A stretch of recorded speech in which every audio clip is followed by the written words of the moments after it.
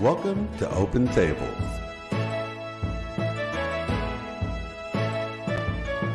With your hosts, Cynthia Sue Larson. That it's okay for everybody to change. It's okay to let things go. And that's really powerful. Christopher Anatra. The universe is based on commerce. You know me as the quantum businessman. Jerry Hicks. I feel like I've woken up in a parallel dimension where everybody's exactly the same. They look the same memories generally speaking, but they're different. And Shane Robinson. Nobody has all the answers, so everybody's welcome to share their ideas, and it really expands our consciousness when we do that. Open Tables. Unique perspectives for a new view of reality.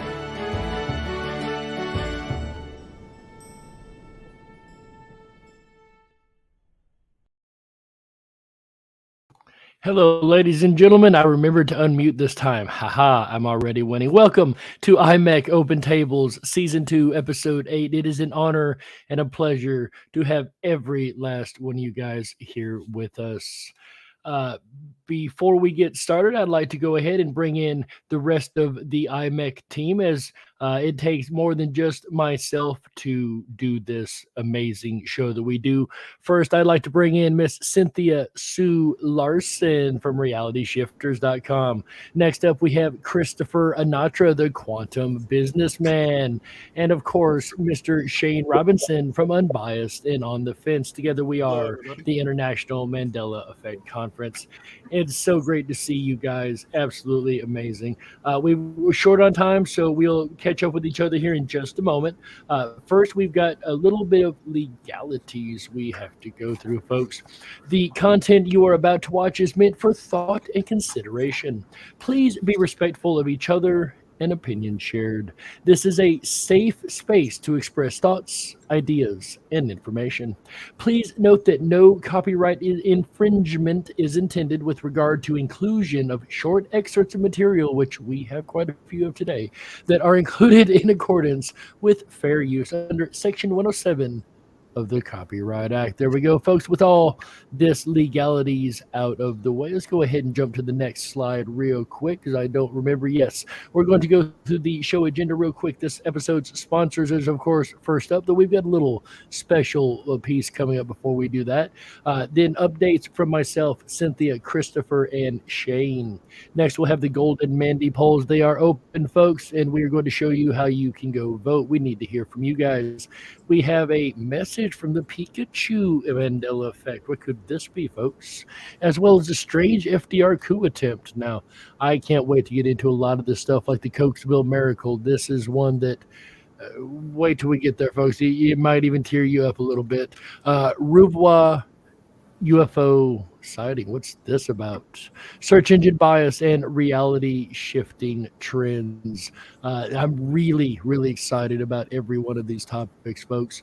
But before we do, I'd like to take a moment to reach out to our community, as we have the best community in the world. Would you guys not agree? I think we've got an amazing community, right? The best. I agree. Absolutely. Well, over on the International Mandela Effect Conference YouTube page, you'll be able to find a variety of videos from all the conferences that we've done over the last couple of years. Of course, before we started doing the monthly Open Tables conferences, we had a live event in Ketchum, Idaho, and a digital event in 2020. The live event in Ketchum, Idaho has had quite a few responses lately. One response that we got just the other day, and I'd like to go ahead and shout this out. We've got all kind of response over there, folks. I can make hours worth of shows just on reading what you guys have said. We really appreciate your interactions over there. On the Beach said, watching in 2022, question everything. You guys must have had a premonition about what was to transpire regarding authority. Great interview, just found it this evening. We appreciate it. On the Beach. Do we have a little segment from that interview, a little video clip that we could pull up real quick? And special shout out real fast while our producer is getting that together to our producer Heather in the background. She does 100% incredible job. We could not put this whole thing together without her. She She does was the camera person filming. I think you and this clip will be, we can set it up a bit while she's getting it ready. Because that's Ended up not an being interview, able to. right? Oh, here it is. So it's an interview I did with Christopher Anatra. Heather did film this. She filmed the entire 2019 conference. So she did a great job on that. And I want you guys to check this part out right here. Go ahead, Heather. The reason ended up not being able to. And it was always a different reason every week.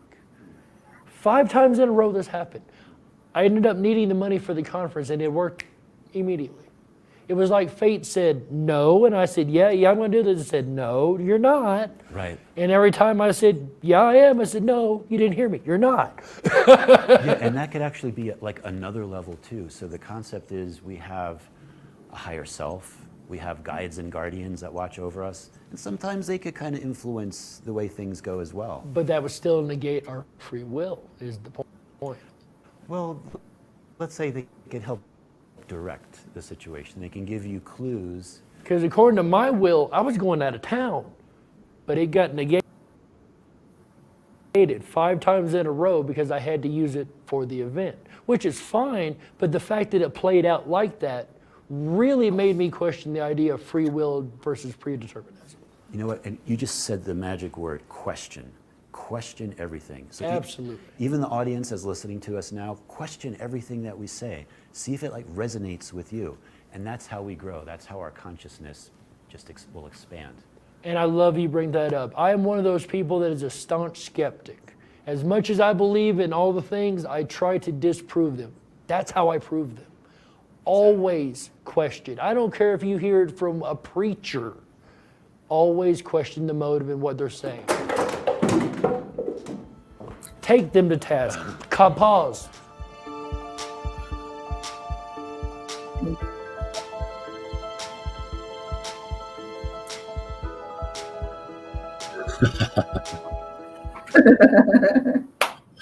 So that piece of artwork you saw on the wall there was what fell in the background that you could hear falling there.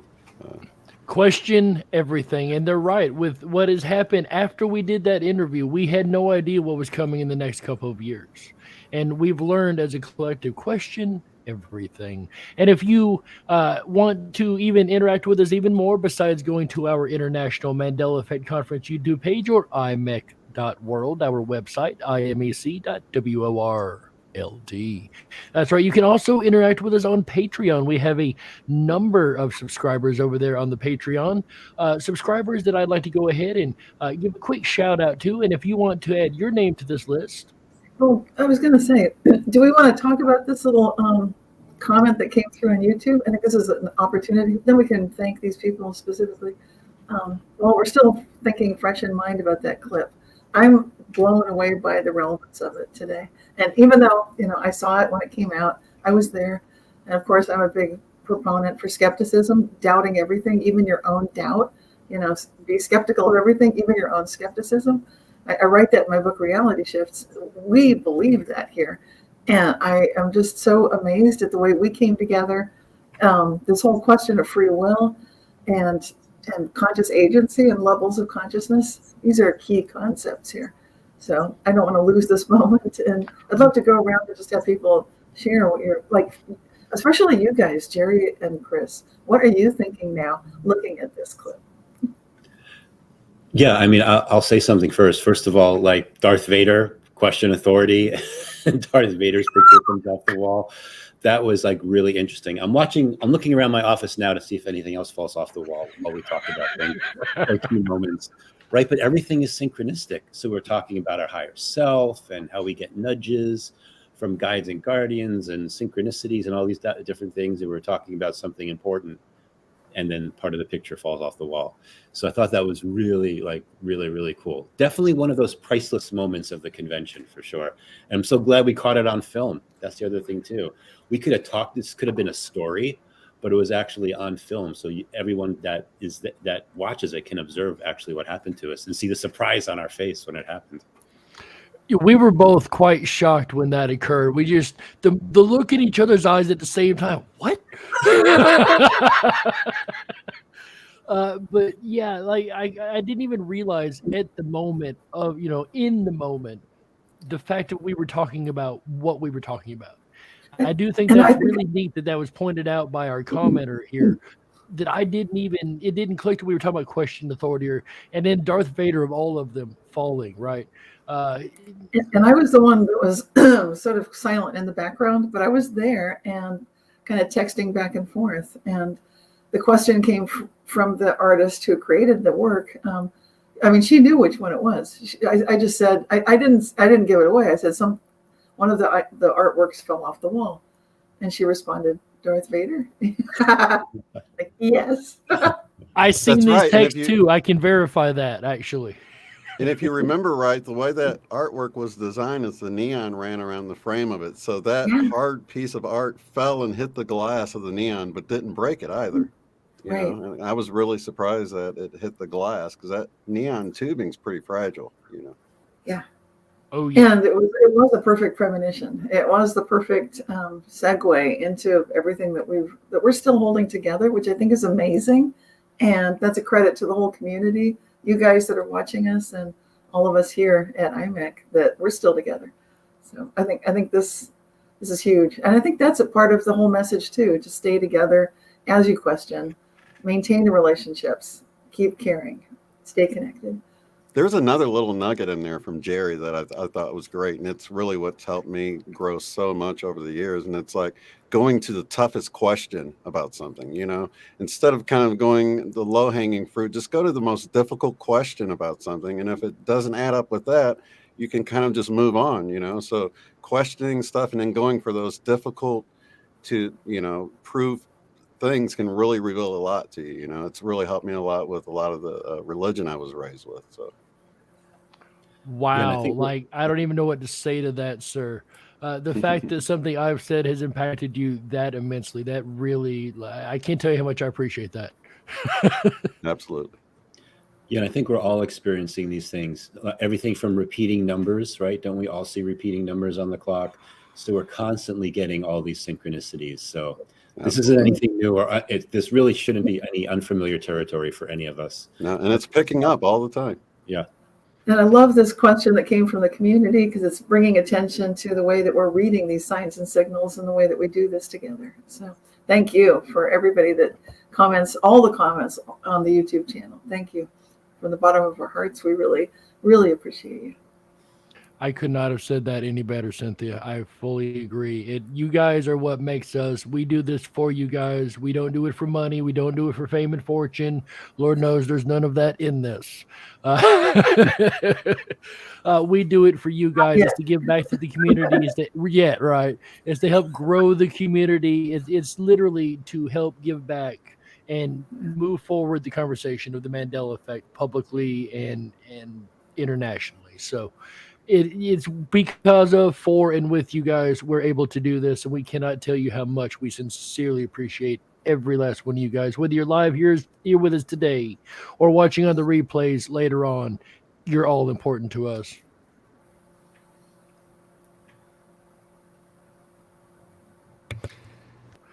All right, sorry about that. I had a little internet belch up there. Go ahead. No, I was gonna. It didn't look like you were talking, but I heard your voice, so I guess you were lagging a little bit. Go ahead, you're good. Yeah, I had a little internet belch up there. So because once again, we do give back to the community all the time. If you want to access very, very special little videos that you will not find on YouTube or even on imec.world, you can come on over here to our Patreon. We do these little green room videos prior to the show.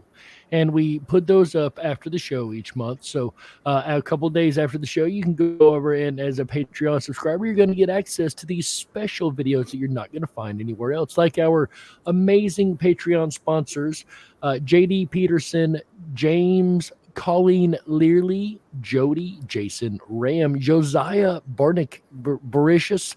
I do apologize if I mess up your name. I really, really am sorry. I'm not the best at some of these. Piper Troxler, Paul Ellis, Michelle Walker, Bo Kim, I'm glad I did mess that one up. That's a nice, simple one. I like that. Holly and Allison Eastman. We appreciate you guys, our Patreon subscribers over there. If you want to join us, go on over to patreon.com/IMEC. The link is over there in the YouTube chat room. Thank you to our producer for throwing that over there. We really, really appreciate that. You can sponsor us there, help support us. We've got multiple levels and tiers, and it's like I said, it's because you guys, and remember, any money you give to our organization, it is a donation. It is a tax free donation. So you are able to claim this back as a charitable donation on your taxes later on. Do make sure you save your receipts for that if that is what you do. And with that, folks, let's get in to the meat and bones of this amazing episode. Thank you once again to our incredible community. I'm going to go ahead and throw it around real quick to everybody. Let them say, I know everybody's got something to say to this amazing community. Go ahead, Cynthia. Oh, I just treasure you so much. And you're the ones that send us the great ideas. I get lots of emails. Thank you for all of that. And you can write to us at our email. And you can find us at imec.world. Sign up for the newsletter. That'll keep you posted. And you'll get the latest news right when we're about to go live with our next show, too. That's imec.world. And what is our email to reach us again, Cynthia? Good question. Might be at imec.world on the screen there. Right down there at the bottom.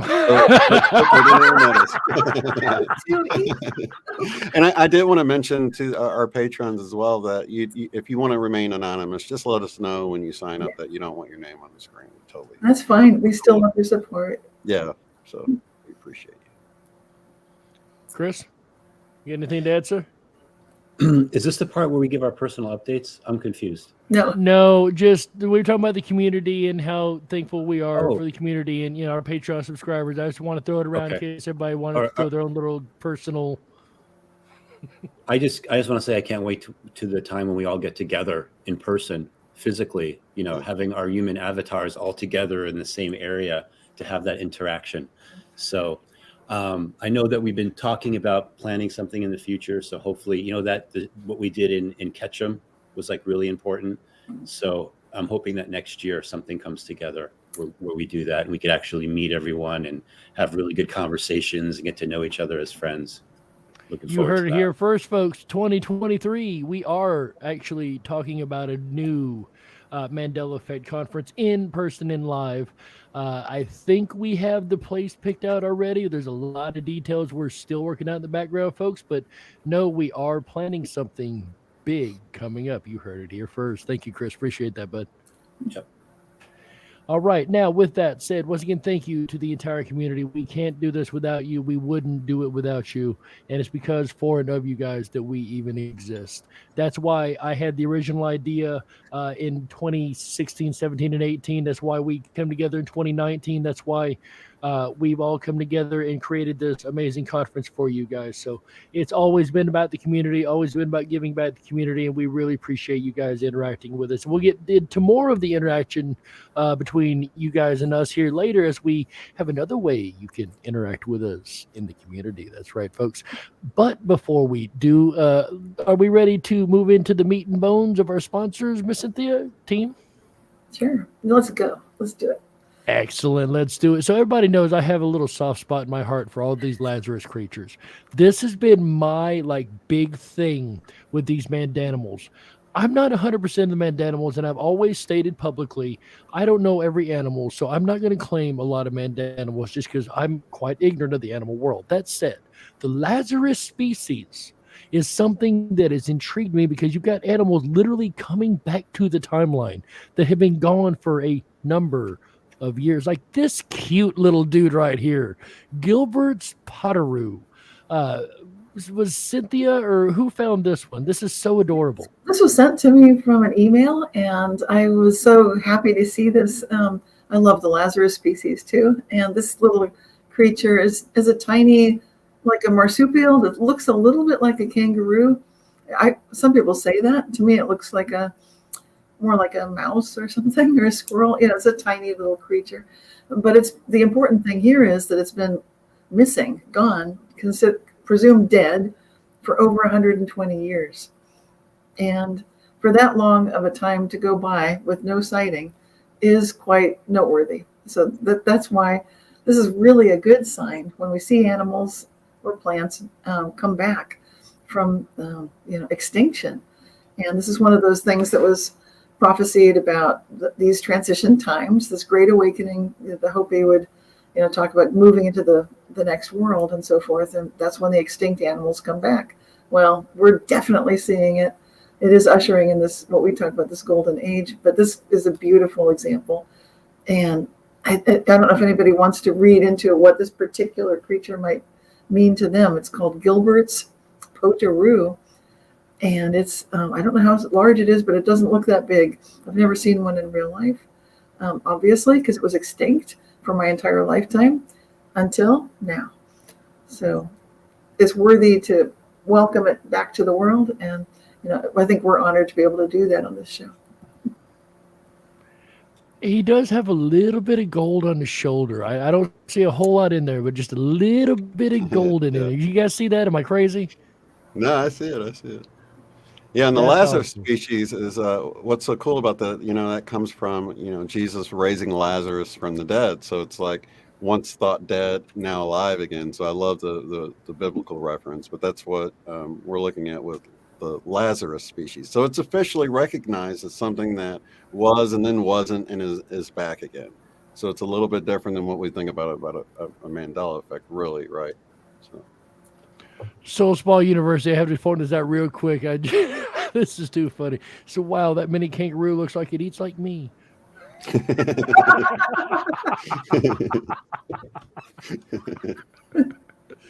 cute. Oh, that's cute. I love it. Adorable little thing, though, isn't he? These Lazarus species, like you said, Cynthia, when it's been over 100 years, I could understand maybe a couple decades. Maybe they just lost them. Maybe they didn't keep track. I love my Lazarus species, but you know me, like I said in the video, I tried to disprove everything to prove it. Yeah. With that said, over 100+ years, over what is that, a century? Yeah, over a century. And then all of a sudden it's back. Like we've seen this in the last couple of years. I know I made a list the first year that I started noticing this. And by the end of that year, I had a good 50 or 60 Lazarus creatures. And that's why I started following this. I'm mind boggled that these things keep coming back. This is just, like I said, it's what I've got a soft spot in my heart for this particular Mandela timeline insertion of the Lazarus creatures, if you will. So that is sponsor number one. Let's go ahead and see who our second sponsor is. Another Lazarus species. I can't say creature this time, but a species just the same. The Magnolia emergenata. This also has been gone for almost 100 years, right, guys? That's right. This has been absent for like 97 years, and it was rediscovered in Haiti. And I think this is another one that was submitted to us from a viewer. I love the gold and the white colors here. And of course, they have significance for us as well for the golden timeline. And I think the lotus is also, well, to me, this looks like a lotus. I know it's. Yeah, it did remind me of a lotus as well, like the bottom layer. Yeah. That's what I'm seeing. I have to be honest. And so there's something beautiful about the shape of this. And even if it's not exactly a lotus, it brings to mind the whole idea that this entire reality is a dream. And it's really cool. The lotus is often a symbol of that. And I know it's a magnolia. I'm just saying. Right. Here. Well, I was reading the team spotted one tree and took the first photos ever captured of the plant. How exciting is that? If you were the first person to take a picture of one of these. So very beautiful. Wow. And then discovered 16 more just all of a sudden. It almost makes you wonder if like they happen to be at the right point, right time at a Mandela shift. Well, remember in the last show, there was a biologist who actually said we used to think about these extinct animals, you'd have to work hard, and plants, they'd have to work hard to bring them back. And then she said, now we realize you just create this, you hold the space for them and they come back. Like, when have you ever heard a biologist talk like that? I haven't. I believe we covered that on last episode, right? That's what I'm saying. It was in the last episode. Yes. So people can check that out. It always seems weird to me that they say the search for life, right? because it's like everywhere you look, there's life. It's like, shouldn't it be the search for no life? Because you can just dig in this part of the ground and there's all sorts of living things. They've even like found these enclosed caves like that didn't have an opening, no light at all. And they used chemosynthesis rather than like photosynthesis. So that it's like life thrives no matter what, it seems. No matter where you look, there's life. Yeah, I've heard people refer to the Earth as many things, but I've heard people refer to the Earth as being like a DNA farm. Mm-hmm. So whether it's animals, plants, etc., and that the more that we see these species, whether they're animals or plants, sea life, whatever it is, coming back, to me, it's an indication that Earth is going back to its original blueprint for what it was designed to be. Yeah. So to me, it's always a positive thing. Another sign that we're on the yellow brick road, on that golden timeline. Yeah. Follow the yellow brick road. As if that movie doesn't have its fair share of Mandelas, right, folks? Yeah, Right. that's a good one to go. Speaking of Mandelas, let's go on and roll into our next Mandela sponsor. Wabagong. shark. Okay. Am I wrong? How many people do I have out here in my chat, in the IMEC chat, that play Pokemon? Right. Am I wrong by thinking there's a Pokemon named Wabagong? I might be, but this name really trips me out. That's the first thing I think of is Pokemon when I hear this. But seriously, this is a carpet shark. Chris, you said somebody sent you this one? Well, I think someone sent it to Cynthia. Yeah. Cynthia, I do apologize, Cynthia. But then when we checked with our little group here, Chris said that he was slightly familiar with this recently, just in the last. Yeah, about like a year ago or something, I'd heard about it. And it's really interesting too, because a lot of these Mandela effects, like someone wrote to me just recently, like, can you believe on King Tut's headdress, there's a cobra and the vulture, like, and for them it was brand new, but for a lot of us, we've known about this for at least 3 or 4 years. So it's interesting how what's going on is our consciousness is navigating from different timelines and we're all converging into this one. So I'd heard about it, but I'm not intimately familiar with it though. And this is a whole group of sharks. It's not just one carpet shark. So this particular one is a wobbegong, but there's a whole diverse group of them that seems to hang out. Where do they hunt? Like on the floor of the ocean? It looks like it. Like that's the whole point is just to be down there. And they're Right, relatively I would imagine deep water. being a carpet shark, they would carpet the floor of the ocean. That would be my assumption. And if I had heard about this before, and I was fascinated by marine biology, those fish that they've evolved so that both their eyes move to one side of their body because they do hang out on the ocean floor. That's what would have come to mind if I'd seen these before. I'd be thinking like, well, this is interesting. They've got that bilateral symmetry with the eyes, left and right. They didn't both shift so the carpet shark could hang out on the ocean floor. So I know I would have remembered this if I'd seen it before, but this is totally new to me. It's new to me too. Again, I always preface when it comes to animals, I don't know all the animals in the ocean's full of stuff I don't know about, but it's a very intriguing creature for me. Absolutely, indeed. I had not heard of it before this, especially a wabagong. I'm just glad they're in deep water. I'd hate to be out in some shallow water and step on that thing. Ooh, buddy, I bet you'd only make that mistake once, wouldn't you? Right. You wouldn't have a foot left to do it again. And speaking of do it again, let's go ahead and do it again on the slide and roll her on up. Who we got next here? Oh, okay. So this is a throwback to last month's episode. I have to preface this really quick for those that weren't here last month, and even for those that were. We had a discussion where I was trying to make a point that I thought I was right on. And that's the fact that nature doesn't do right angles. However, Miss Cynthia was very, very quick to point out, to my astonishment, that nature does do right angles. Certain creatures have a square-shaped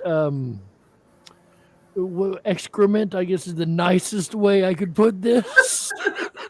Oh my gosh. So we really had a heck of a conversation last month. If you want some really good laughs, folks, go back and watch that episode. Hilariousness. I was totally caught off guard. I couldn't stop laughing for 5 minutes. But then after the show, a couple days after the show, we went to looking again and found some new information about this golden wombat. Okay, you guys know the golden timeline, the golden wombat. Go ahead, Cynthia. Yeah, Chris found the golden wombat, I think, and right, and then I noticed, wait, there are like a couple of them, and this is really remarkable. These golden wombats are unusual because they are not usually born in that color, but the news media picked up on their births first in March 2021, and then more recently this year in June 2022, we've got the little sister of the first golden wombat, and these are both at the Ballarat Wildlife Park, and they're the daughter of I can't pronounce them, but Nulai and Willie. There we go, and they're called the Golden Girls, and it's a result of a rare gene in these southern hairy-nosed wombats. But they're called Manuka and Honey Bun, which I thought was cute. For their color. Yeah, I like the name Honey Bun. When we were talking about it too, I'm like, I wonder if there's a possibility of a golden wombat. So I looked it up, and what do you know? There's a golden wombat. So it's like so another synchronistic thing that I had no idea about, but you have to check, and there it was. Yeah, let's watch the. So it wasn't totally, and the square cloud is what precipitated the whole thing. Yeah, isn't that right? Right. That's right, it was. Yeah, and so there's this huge tie-in with the golden age, the golden timeline, golden girls. That's right, yeah. And speaking of the Golden Girls and synchronicities, and we can go ahead and jump to the next slide. Well, we have a clip here to play. Oh, I take that back. I am so sorry, Shane. Go ahead. No, it's all good. Let's watch this cute little clip. It's only like 30 seconds or something.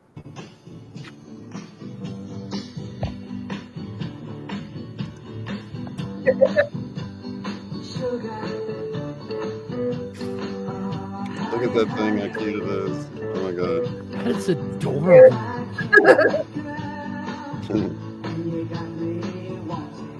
You might want to mute it. I didn't even realize it had music.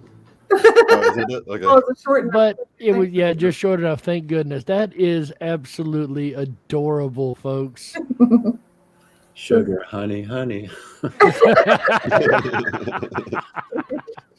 I'll never look at a honey bun the same way again. What's that? And I said, and the synchronicities didn't stop there. If we go to the next one. Now, this is what gets me right here. Yes. So we're talking about this in our email group. Is we're always talking to each other. Almost daily we have a discussion. And when this came up, somebody, and I don't remember which one of us it was, I want to say it's Chris, maybe Cynthia. Somebody said, hey, let me go see what the significance is of the Golden Girls when we found it. This is like a day or two after the last episode we did last month. So this was like really brand new to us when we. So what did we find when we looked this up, folks? It was Golden Girls Day, that very day that we were having the conversation with each other about these golden girls, these little golden wombats. Isn't that wild? I love those synchronicities. So it is like a wink from universe, you know. And the whole thing with the things that are square in nature, I said nature can do anything. And I think that's this message from the cosmos. It's like, don't worry about whatever the odds may look like. We're being supported. And I think that the Golden Girls show is all about that kind of support with people who might see things differently. But I think it's amazing. I didn't know there was such a thing as Golden Girls Day, a tribute to this television show. And these two golden wombats that we had just found, that there are two of them, the same day that it was Golden Girls Day, that we're talking about it. What are the odds of that? That is insane. What are the chances that the one day we would just happen to run upon this information and start the email chain would just happen to be the one day that it would end up being Golden Girls Day? And like you, I didn't know this was a thing either. So, I mean, the odds are insane. Yeah, that's really cool. You know what would be even more intense is if, because we all know like the Golden Girls are not with us anymore. They've all passed, right? If all of a sudden like B. Arthur is still alive. And she's one of the ones that I was noticing when I was running surveys back around 2003 or whatever. People were noticing that, like B. Arthur, she died and she was alive again. This is before Nelson Mandela, before the Mandela Effect. There were surveys that I was running through the Yahoo Reality Shifters list, and people remembering B. Arthur, Captain Kangaroo, the actor that played him, Larry Hagman. Jane Goodall. Jane Goodall, yeah, that's another one too. A lot of people remember her dying. Yeah, right. She's still alive and an activist. Yeah. Yay. Didn't you mention her in the talk in Ketchum, Cynthia? I did. Yes, she was one that was really a strong memory for me that she passed on, and so I'm really grateful that she's back.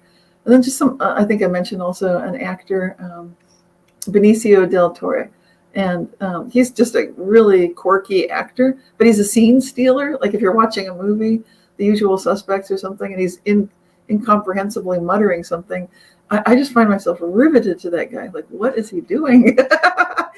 And so when he died, I'm like, no, I think he had probably great work ahead of him. Like, this guy has talent. I don't even know what he would do, but that's a tragedy. And then he was alive again. So, like Larry Hagman was alive again. And Jane Goodall, she's been sticking around a long time, too. I'm Just really think, if it would have been named at that time, it would have been the Hagman Effect, and not the Mandela Effect. right. That's kind of quirky. I like Mandela Effect. And speaking Yeah, of same way with Mandela the Effects, preacher man. Didn't a lot of people remember the? Oh, I can't even remember his name. The famous preacher died. yes. Yeah, I'm blanking. Billy Graham. Yeah. Billy Graham. Graham, Thanks. yes. Oh, yes. I remember him Another dying big twice. one. For real. Right. Jim Neighbors. I remember him dying in the 90s of AIDS, and it wasn't many years later till he died. Yeah. Wow. So wild. There's been a lot of those. But speaking of Mandela Effect, we've got a little bit of time, and we're running out of that quickly. So let's go ahead and jump to our next sponsor.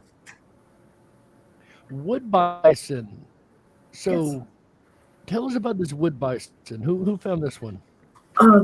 Someone sent this to me too, and again, this is something amazing because it's not a bison that people thought was. Well, I don't even know where to start. It's actually, maybe I should describe what it is. It's distinctive. I didn't even realize there was such a thing as a wood bison. So for me, the whole thing was new. Like, wow, we've got a wood bison, like out of nowhere, and it's basically. It's called the mountain bison. I'm trying to read the small print. Often called wood buffalo or mountain buffalo. And it's very distinct as a different species separate from the American bison. And so it was found up in the Alaska, Yukon area. And it's heavier than the plains bison. It's got, the males weigh up to about 2,000 pounds. That's huge. So it's the largest terrestrial animal in North America. That's what makes it so significant. It's a real standout species this way. Yet somehow, I personally didn't know it existed. And in addition, it looks like for some people it might be coming back from, I don't know if it was ever called extinct. I don't know if it's qualified as a Lazarus, but it's certainly new to me. And you think, being the biggest, heaviest, it would stand out more? I don't know. Right? That's what I thought. Yeah. It looks like a tree with bark on it. Yeah, it's kind of interesting when you get into reading about it. You can hear how it's different because the hump's a little bit further forward than the other bison, and they call that the cape. If you see the back, they call that area the cape, where you could see, it's a little bit more furry. And then on the front, or maybe it's the back, they call part of it chaps too. You see how it looks like a terry around the legs? Right. Chaps and capes. And I was like, it was really interesting to hear how they describe these animals, but they're really huge. Actually, we have a video here. Let's roll.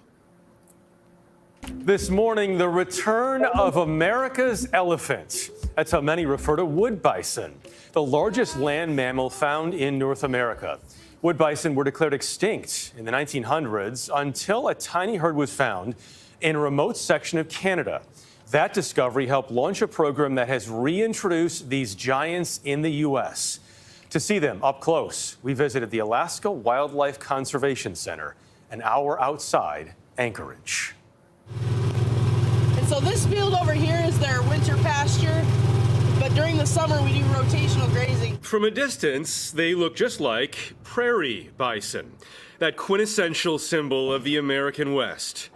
But get a little closer, and you realize wood bison are the supersized version. I often relate these guys to North America's version of the elephant. Sarah Howard runs the Alaska Wildlife Conservation Center. The social hierarchies and the behaviors that they display, they're a lot like an elephant in that way. It's just really cool The to be in the American presence of a elephant. bison. What a name. For right? as long as we know, wood bison roam the plains of North America.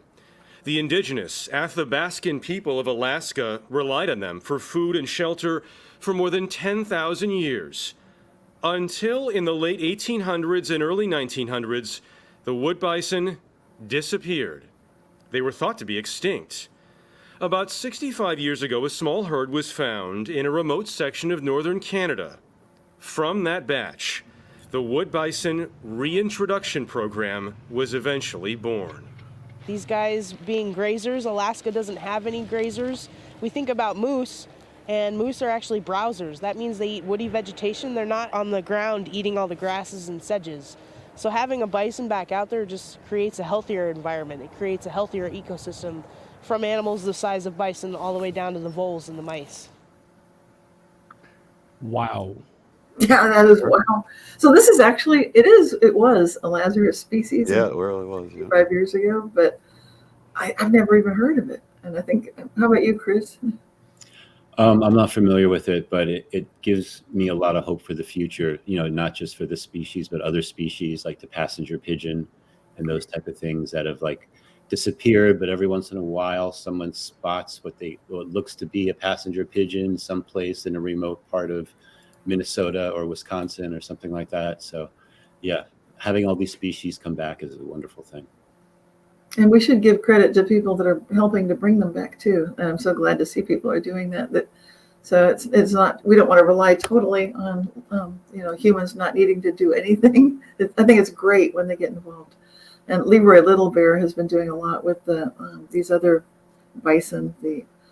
Not these ones, I don't think, but he is from Canada, and I just know him from the Language of Spirit conferences where I was part of these dialogues that were David Bohm based, David Bohm and Leroy Little Bear and so lots of other indigenous wisdom keepers got together. But the point is, when these buffalo come back, like you said, it's a very hopeful sign for all of us. And Yeah, and like I think I've that's mentioned time and time again, we've got a Lazarus species. I love the Lazarus species. absolutely. And I was going to say that it's like you find that's why we include these Lazarus species, because a lot of times it's back from the dead, if you will, but we haven't even heard of it, before that. So, and it was like that for me. I hadn't heard of these buffalo or bison, I should say. And speaking of not having heard of, a lot of people hadn't also heard of our next sponsor. Again, we're really running out of time, so we got to speed this up a little bit. The ribbon seal. Eva had talked about this, I believe, last week on her show and a number of times on her show. The audience has been bringing this up quite a bit. The ribbon seals, seasonally icebound species found in the Arctic and subarctic regions of the North Pacific Ocean, notably the Bering Sea and the Sea of Okhotsk. Yeah, that it is distinguished. What was that again? Like Biden trying to say anything. It is distinguished by its striking coloration with 2 wide white stripes and 2 white circles against dark brown and black fur. The population of around 400,000. A lot of people in the world has never heard of this very uniquely colored seal. What about you guys? It's new to me for sure, especially in these large numbers. If it was like a very endangered species, then it would make sense. But I've not heard of this at all. Yeah, we're in a new timeline for sure. Like you said, 400,000, that's not like 1,000 or 4,000, 400,000. That's a huge population. And they're so distinctive looking. Why haven't there been movies or stuffed animals or, something, because the seals are just brown, right? Like, all the seals look the same. And now to have this, it just shows that variety that we have. So it definitely stands out. As soon as Kind of reminds me of those ships that had the black and white on it that were a Mandela effect too. You know the old pictures of forgot what they dazzled.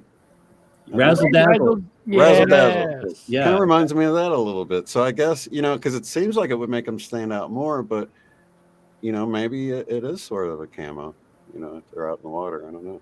To whatever their predator is anyway, So here's what gets me about creatures like this.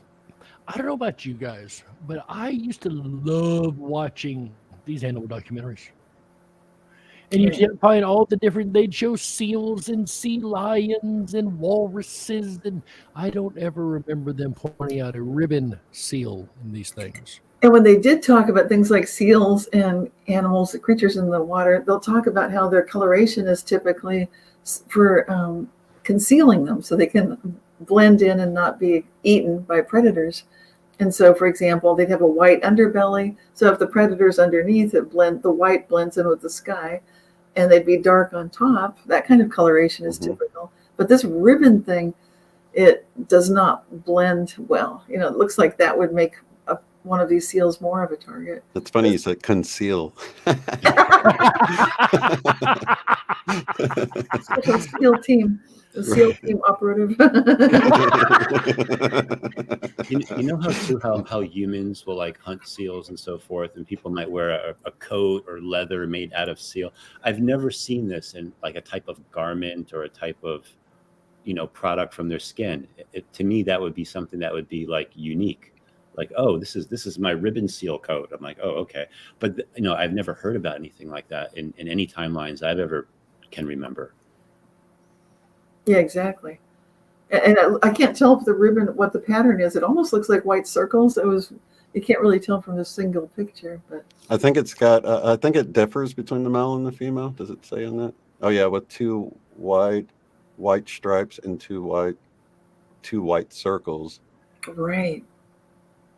So yeah, I think Jojo's in the chat over here says, I have seen lots and lots of clothing made from seal skins and furred skins. Never have I seen anything made from dark and white seal skins. Yeah, and it's not endangered, so it's not like, you know, you can say, well, maybe it's because it's an endangered species. So that doesn't mean that. Well, I love the fact that Cynthia brought up, and we've seen this in other Mandela Effect creatures also, and that is their coloring. It would not be able to, and I love Cynthia's pun, so I've got to borrow it, conceal itself in the pure white snow.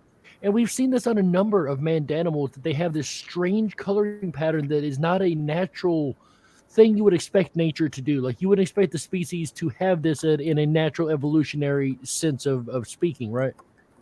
Right. Yeah. Very, very strange creature, and another amazing sponsor. Once again, Eva has covered this for those that watch Once Upon a Timeline. I know you guys have heard of this one before. This has been around the community quite a few times as we've seen certain Mandelas make their circles in the community. Definitely a really, really interesting creature. Speaking of interesting, unless you guys have anything to add to this real quick. Well, it looks like these are all just great indicators that no matter what things look like, we are heading into that golden age, the golden timeline. These animals are coming back, plants too, and we're getting lots of good indications. I think for me, I love all of them. I think the Golden Girls are personally meaningful because it tied in with what we were talking about. It's hilarious. Yeah. It just reminds me nature can do anything, you know, whether it's square dropping. Exactly. If nature can do that, then we're going to be okay.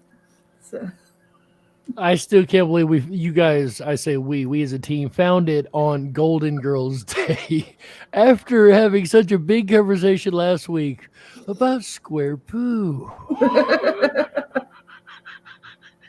It's so that we don't miss it, right? Can't miss it. And then we literally found the baby golden wombat, the next golden girl, and I was like, no way.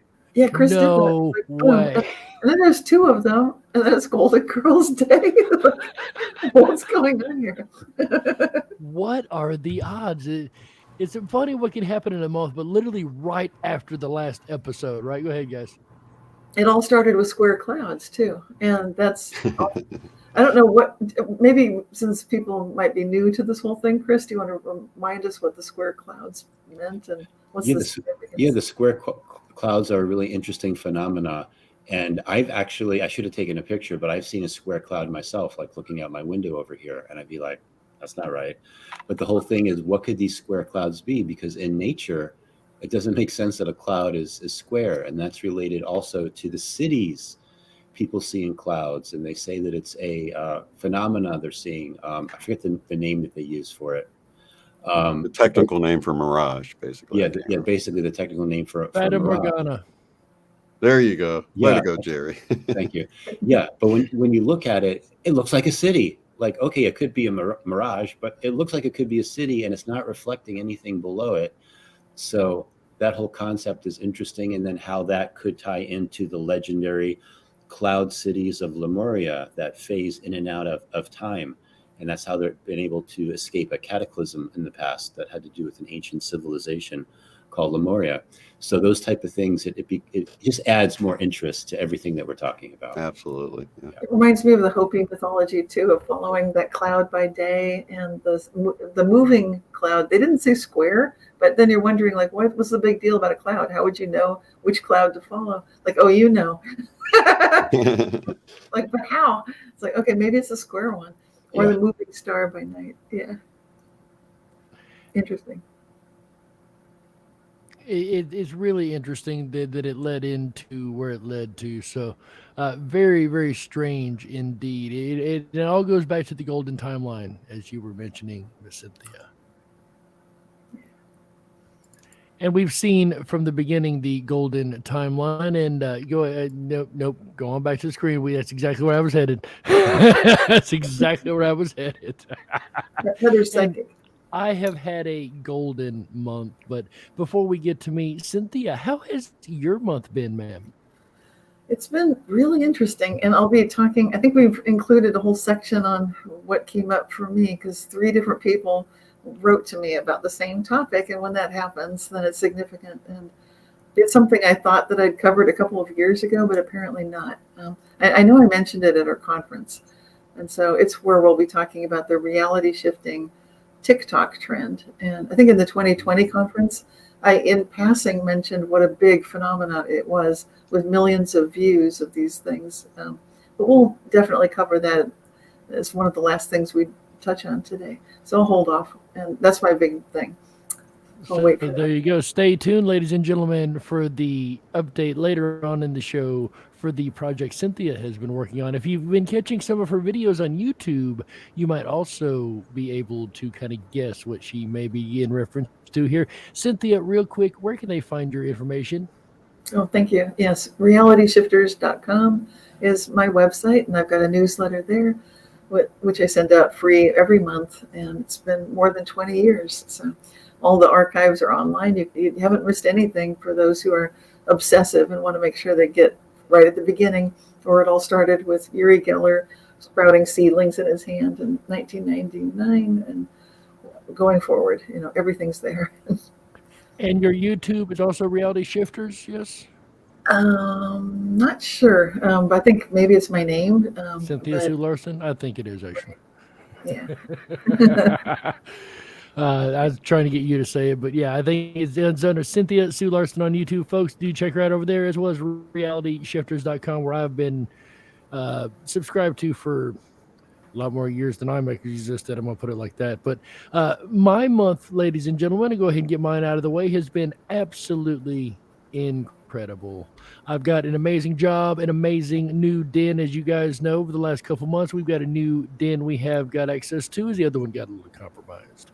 And we are doing absolutely wonderful, doing the Dark Wolves Den radio show, digging into a lot of election interesting anomalies in Wisconsin and their primaries. We've been digging into a lot of information with the riffandrabbithole.com. Our buddy AJ the Riffin' Rabbit over there, our network partner from the Dark Wolves Den show. You can always find our radio shows every Wednesday and Thursday night on Riffin Common Sense Radio, the riffandrabbithole.com, RIPONRABBITHOLE.com, or the Dark Wolves Den Show YouTube page to keep up with everything we're doing individually, or of course, as always, if you want to keep up with IMEC, imec.world, IMEC.WORLD. I absolutely love it. With that said, my month, like I said, has been amazing. So I'm going to quit bragging and throw it on over to Mr. Shane Robinson next on the list. How has your month been, my friend? It's been a really good month. I've been doing a lot of research, a lot of artwork and music and things like that. And of course, people can check out what I'm up to over on my YouTube channel, Unbiased and on the Fence. And of course, you can find links to all of my social media on uotf.net. That site is up and running again, so you can check it out. And I don't really have much more. I'll yield back my time. Very good, sir. Gentleman yields back his time. UOTF.net, ladies and gentlemen. I guess he just got that back up and running. I've not been over there in a little while. I have to go check that out again myself, sir. I'm glad you let us all know. UOTF.net. Christopher Anatra, also known as the Quantum Businessman. How you doing, sir? How's your month been? My month's been good. Yesterday, I just filmed a light language activation for opening the heart, and I went really high frequency with that. And so the part of it is light language towards the end, but the beginning part, I talk about the heart and its function, from the design of the heart to the mitochondria we have in our heart. And the mitochondria, powerhouse of the cell, is what generates all the power throughout our body. Our heart has the most mitochondria than of any other organ in our body, as many as 8,000 mitochondria per cell, which is quite incredible. And I talk about the pericardium as well, because the pericardium is the sac around our heart, and it's supposed to be thin and flexible. But if we hold a lot of sorrow and other emotions in our heart, it becomes thick and non-pliable.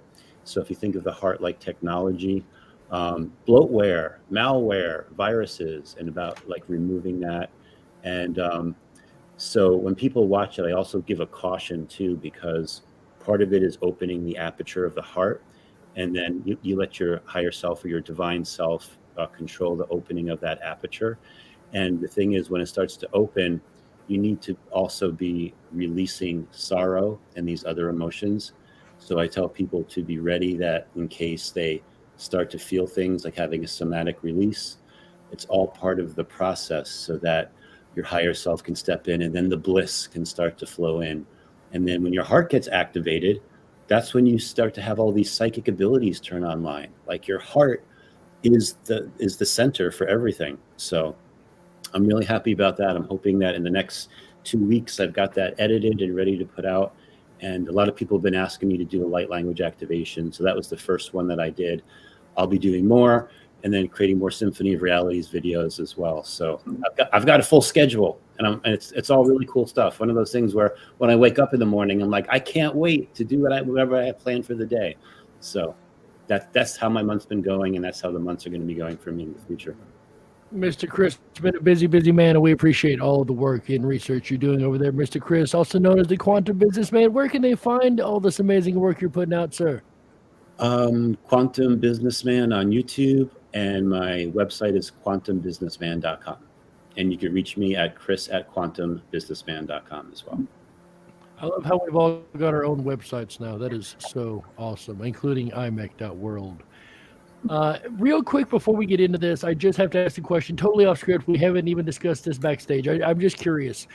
I have found, at least for me this last month, a large increase in manifestation abilities. Just merely thinking about something seems to almost manifest it pretty well instantly in the generalization of terms. Have you guys experienced this month, or has it just been me? It's been a gradual stepping up. I think when Shane and I were talking with Rory Duff, the geobiologist, he brought up how these energy lines are expanding, and we're moving into a time period where in a couple of years, the energy lines will be everywhere. It's like it'll be instant manifestation all the time.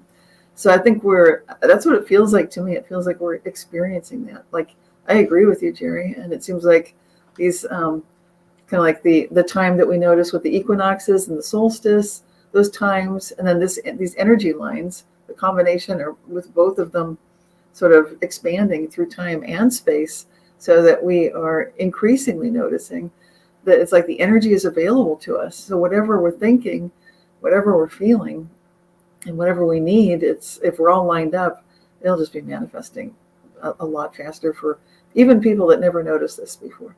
So we should be noticing a ramping up of even this phenomenon with the Mandela Effect. We should be noticing, but it would be a gradual thing. Not so much like CERN switching on, but more like these energy lines are getting bigger, and that's, I'm feeling it. So I am feeling what Rory Duff talked about. How about you, Shane? Would you agree with that? Have you been experiencing that too, sir?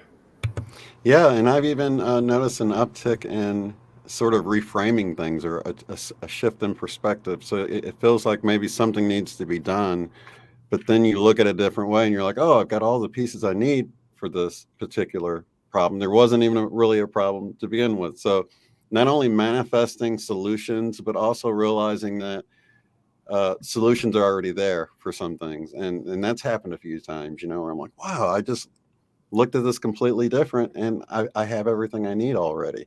I felt like I needed more to solve this, but it's all there already. So that's been huge, because just shifting your perspective and solving a problem is awesome. Because it doesn't take any quote unquote magic for that, right? But it is magical in a way, And I think we can get more into this when we're talking about the shifting trend. I do have a lot more to say, but it's going to be connected in with that. Right. And we'll get on into that as we get on into the show, folks. We've got so much to talk about today that really relates to the questions. That's one reason I did have to ask you. Like I said, this month, major manifestations for me. I cannot even get over how, like, almost instantly it's been happening. Chris, have you had any experiences like this month, sir? Yeah, I was going to say it really becomes a symptom of frequencies rising. So the more we start to increase our frequency, the more we can attract. The law of attraction starts working for us better and better. And then when the frequency goes really high, you fall into the category of a super manifester, which is like another category.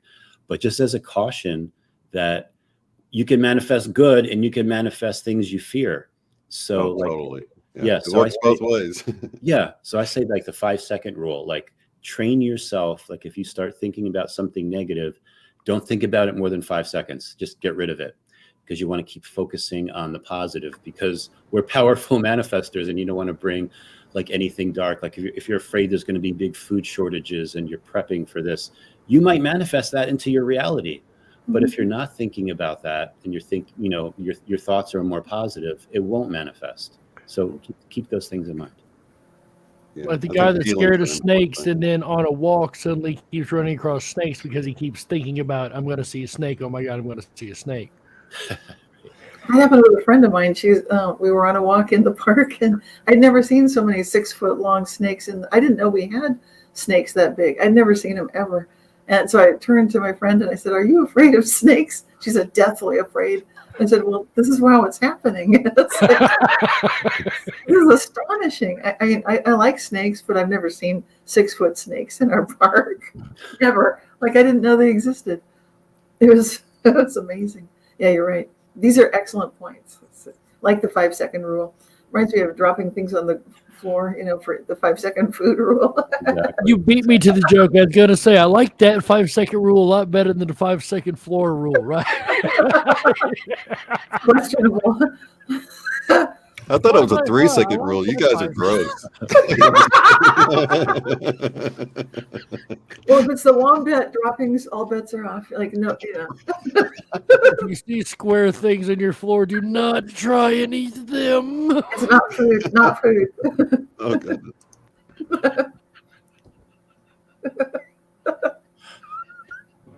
Oh, we're bad. We're so bad.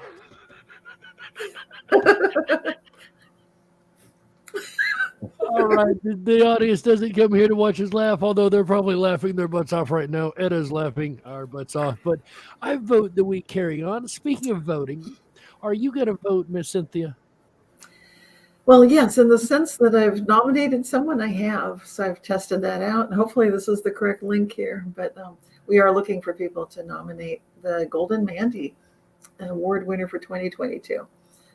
We've been keeping it open so we get enough submissions and people understand, yes, we want you to nominate whoever it is that you think really deserves to get the credit for doing something to communicate about the Mandela Effect.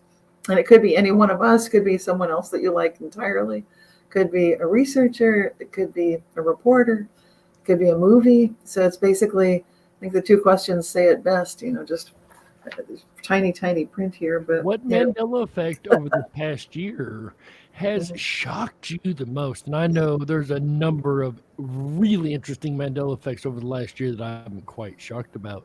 And the second question, really quick, the Golden Mandy Award is given to, it's like an Oscar, the Academy Award is given to the person that is nominated and voted that they have done the most work to move the conversation forward in the last year. And that could be IMEC, that could be Chris, Cynthia, Shane, myself, Moneybags, Eva over at Once Upon a Timeline. It could be anybody in the community that you guys think has moved the conversation forward. You're going to nominate these folks, and we'll do another round of voting after the nominations come in to let us know from you guys in the community who you think is worthy of the Golden Mandy, right? right. Yeah, I want to add something to that too, is that in the community, whatever, however you define it, or out of the community is fine too. So like, as an example, at our last open tables, we talked about the University of Chicago psychology department that did that study on the visual Mandela effects. Groundbreaking, like groundbreaking. So to me, they did so much to move the conversation forward. So that would be an example of the two researchers that did that study with 100 participants. So anything like that, I think, would qualify as well. I absolutely agree. As we know, the last year's winner was Miss Bree Benage, as she did the TEDx Youth Talk on the Mandela Effect. Again, moving the conversation forward in public. She wasn't necessarily an active part of our community per se, but just the same, a person that is taking a step, just like the University of Chicago and many, many others, may I add, who are taking steps to move the conversation forward, to move the exploration of the topic forward. So that's a very good point, Chris. It does not necessarily have to be in community per se. It's just anybody who's put that extra effort forward for our cause, right?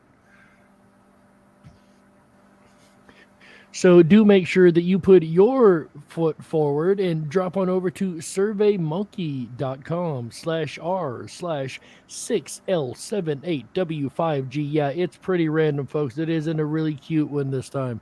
But do make sure you go on over there, vote who you think deserves the Golden Mandy this year. Nominate. We're in the nomination phase. We will do the voting when we have enough nominees. We've got a few right now. I don't know if we want to throw out how many we've got right now nominated, but we have a few so far. And when we get enough, we will throw that same list right back to you guys and let you guys vote on who you all think is number one out of these lists. Right, guys? That's right. Yep. Looking forward to it. And maybe you can send us a message and tell us what you think. Speaking of messages, a lot of people think there's messages in Mandela Effects, right? I know, Shane, you've done a lot of work on this. I've entertained the thought, is the words I'm looking for, a couple of times. Of course, as a theory guy, I'm not going to sit on one theory above any other. I try to stay very open-minded. But this messages theory is very, very interesting. Shane, could you just kind of fill us in a little bit on this concept? Absolutely, yeah. I think when you look into what the Mandela effect means to you, or a specific change, it can trigger your thoughts about other things and what those things mean. So I followed these sort of trains of thoughts. I did a video not too long about how you can do that, sort of follow what it means. And then you'll find that we all get our own unique messages from the changes. And for a lot of us, while they might come through in different ways, it has the same sort of underlying message in it. And it's really fun and fascinating to do, which is why we wanted to bring up a perfect example of this happening for Chris. Yeah. There we go. Chris, floor is yours. Yeah. So the Pikachu Mandela effect. By the way, this was also the University of Chicago in their psychology department. They analyzed 100 people, and almost everyone remembers Pikachu having the black tip at the end of their tail, including my children as well. So it's something that definitely has affected a lot of the younger people. So the thing is like, if you can read into Mandela effects, what is a possibility for what the change might mean? So when you look at this, what I was getting from it, and also I was working with my friend Sean Bond, and we were talking about this as well. So I'll tell you what we got, and then everyone can decide for themselves if it's something that they think makes sense. But the first part is the black part, right? So the black usually means darkness or something negative. So now the black part of his black of the Pikachu character has been removed. So that indicates something dark has been removed. And to give some background, I'll kind of give the positive and the negative. I'll start with the negative part. And the negative part is that, is it possible that something to do with Japan may have been doing something to program, people in the United States of a negative sort, with the whole Pokemon series, with the whole Pikachu series? And is it possible that the concept of dark sorcerers, like trying to attach to these types of characters and exert some kind of an influence? So could that be part of it? And then coming to the rescue were the children, the indigo children, the crystal children, the rainbow children. A lot of them have like psychic gifts, and a lot of them have had Pikachu stuffed animals or so forth, and they would go to sleep with them and use them for protection. So could the kids have actually had an effect on the timeline to make Pikachu and any kind of darkness that was related to it starting to be removed? So that's kind of the connection that myself and Sean and others have been able to pull from this particular Mandela effect. A positive timeline change where anything negatively associated with the Pokemon and the Pikachu has been removed. Not all of it, because he's still got some black. If one day he turns out to be all yellow, then we're like, woo, we've done it. But it's a really important step. So that's one of the things you can get when reading into a Mandela effect like this. So, I love that. Yeah. Oh, Go ahead, Shane. I was going to bring up a comment from Soul Spa University. Black removed, and now it's showing gold. So that would be almost another way of looking at it. Like the gold was redacted, right? But now it's being revealed. But it's still that same underlying thought, like what you're saying, it's revealing more gold is revealing less darkness, right? That's right. And the international warning symbol for danger is usually the combination of yellow with black. So, and it's interesting that Pikachu looked a little bit more like that international warning sign, like danger, watch out. And I love the take that you guys have on this, Chris, where you and Sean Bond are noticing like these are the generation that grew up with Pikachu are probably the ones having a lot to do with this transformation that's occurring. So now, instead of a warning sign, Pikachu is more welcoming, more the yellow brick road, golden age kind of a critter, really friendly. Yeah, and kids have amazing imagination technology. They have amazing miracle technology. So if anyone's going to pull off the positive timeline effect, it's going to be the kids that have these abilities. So there you go. And this is a lovable animal too. You can see, the monkey. Absolutely. Oh yeah. So the cat. So yeah, we'll talk about the capybara. So some people like myself haven't heard of the capybara, or have heard of it, but it was something that went extinct in the Ice Age. But a lot of people have always known about the capybaras, like you, Cynthia. You've always known about the capybaras. Yeah. But it's interesting too, because you've always known about the Sargasso. Remember we talked about the Sargasso Sea in one episode, which is the sea within the Atlantic Ocean. That was new for you too? Yeah, I've heard of that. New for me. Yeah, totally new. And all the seaweed it produces. This is like the Mandela effect. Sometimes some of us have these familiarities and some don't, and that's just part of the whole phenomenon. Yeah, so these capybaras, they're really incredible because all these other animals love them. So you see a monkey on here.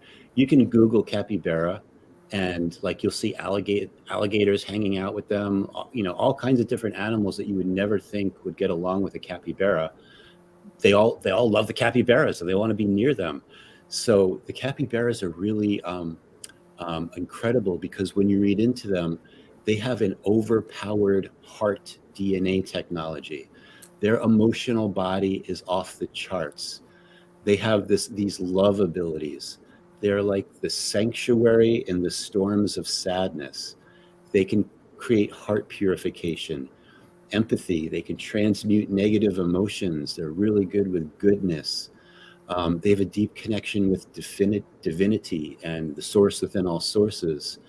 And it's really interesting too, because they have a technology where, you know, they're like beavers. Like they love the water. They spend a lot of time in the water. They can actually program the water to make it sacred and make it protected. So if you have a body of water and you've got capybaras in the neighborhood, that's a really positive scene. So, and to manifest, just look at all the animals that want to hang out with them. Imagine if we had that technology, people would just have that magnetic attraction to us. I think you're bringing it, Chris, with that whole thing you're doing, the heart activation, working with the mitochondria. I think it's within reach right now. Yeah, Absolutely. It's really cool. We want to go to Burgo's comment that says, don't forget about the black tips, as if the antennas are blocked. I think that's interesting. So can you imagine at some point, as gifts turn on, you know, whether it's clear audience or telepathy, that sort of thing, and then the tips go gold too. So Wouldn't that be a neat effect? 'Cause we know for a fact the ears are darkened. Even from this chat right here, we'll be able to pull it back up later and say, hey, wait a minute. Except that people are like, what are they talking about? Yeah, it's more likely going to be like that. It's like with Shane's map, the love map, and everything's different. And It just keeps changing. like, what the heck? Why did I draw it so badly? Right. In the Mona Lisa, I've had to update that. You know, the part that I Photoshop and get back to how it was will stay that way, but, you know, she'll get the bump on the eye or whatever, you know, or the hair net will come in. So I'll have to, you know, undo what changes. So I've had to change the Mona Lisa twice now. Can I say something about the Mona Lisa real fast? Yeah. So I have a picture behind me. You can't see it. There's a picture behind me of the Mona Lisa, and I look at it every day. The other week, I'm looking at her, and I swear she winked at me. Okay, wait a minute. What was going on? Like, what were you thinking? What was happening? I don't even know. I think I was just coming into the office, and I was just coming into my office, and I was like looking. I'm always looking at her because I'm like, lately it looks like she's wearing makeup, like she's getting like more beautiful, smiling a little bit more. And I was looking at her, and then I'm like, was that a wink? And which eye was it? The left eye. Wait, we look at her left, but her right, but looking at it from the left side, if you're looking point on it, but it would have been her right. Yeah. Wow, that's cool. Yeah. Interesting. Yeah. So these are the kind of questions I ask when I get firsthand reality shift reports. I ask, what are you thinking? What were you doing? Because we are instant manifestors sometimes, and it's so interesting to tie it in with our recognizing our own causal agency and at what level that we're operating in a moment where something like this happens. Yeah, I don't know how many times it happens to me that I'll have a funny thought and I'll check the time and it's 1:01 and I feel like the universe is like, LOL, you know, about what I was just thinking about. You know? But yeah, it is very interactive. And the more you look for these things, the more you find. I've tried to, like you were, you know, Jerry was saying, like kind of asking those tough questions. I've gone after the synchronicity thing. The more I peel away at it, the more I see it's not, you know what I mean? The more it proves to me that, oh, there's definitely more going on here than just coincidental things or accidental things, you know. I can't count the number of synchronicities I've had, the number of synchronicities I've had. When I walked into my new place here, the stove was wrong. I walked in about 5:10, 5:11, 15 in the evening, you know. I looked at the stove. The stove was blinking 1, 2, 3, 4. Yep, I'm exactly where I'm supposed to be right now. Yeah. I get that one a lot in the 11:11. I've never thought of the LOL though, Shane. That's a new one on me. I like that. Oh, you're gonna see it now. Yeah, all the time. I want to see this universe laughing at me, which it does quite a bit for some reason. Right. I think it's a sign not to take ourselves too seriously, though, right? Right. Absolutely. JoJo's in the chat says Mona Lisa and Statue of Liberty. Those girls change all the time. yeah, I think at one point too, I got permission, but I revealed the secret identity of Mona Lisa. Not who she really was, because now, like in past timelines, we didn't know the real identity of Mona Lisa. Now we know who she is, but the consciousness that played her is actually Earth, because Earth will play in her own games. Wow. So yeah, so keep that in mind too. Like the Mona Lisa has a direct connection to our Mother Earth. So Very cool. Speaking of playing games, if we can roll on to the next slide, somebody was playing games with FDR when he was in office, Yeah. apparently. And it was a game that, okay, so I'm not like the most political historian type dude. I don't know all of that, but I do know that there were certain coups that I looked up just a very, very short while ago because of the goings on within this country. And I'm just going to leave it to that degree. But I did not find information on this until you guys showed it to me just this past week or two. Can whoever found this please explain this to me, because this is all brand new to me. Who brought this up? I always think Chris is the one who knows. I thought you were the one. I'm waiting. I thought Chris was the one, but I don't. The universe brought it up. Okay. Yeah, this is what's so funny about the four of us, because this happens all the time. It's like All the time. Okay.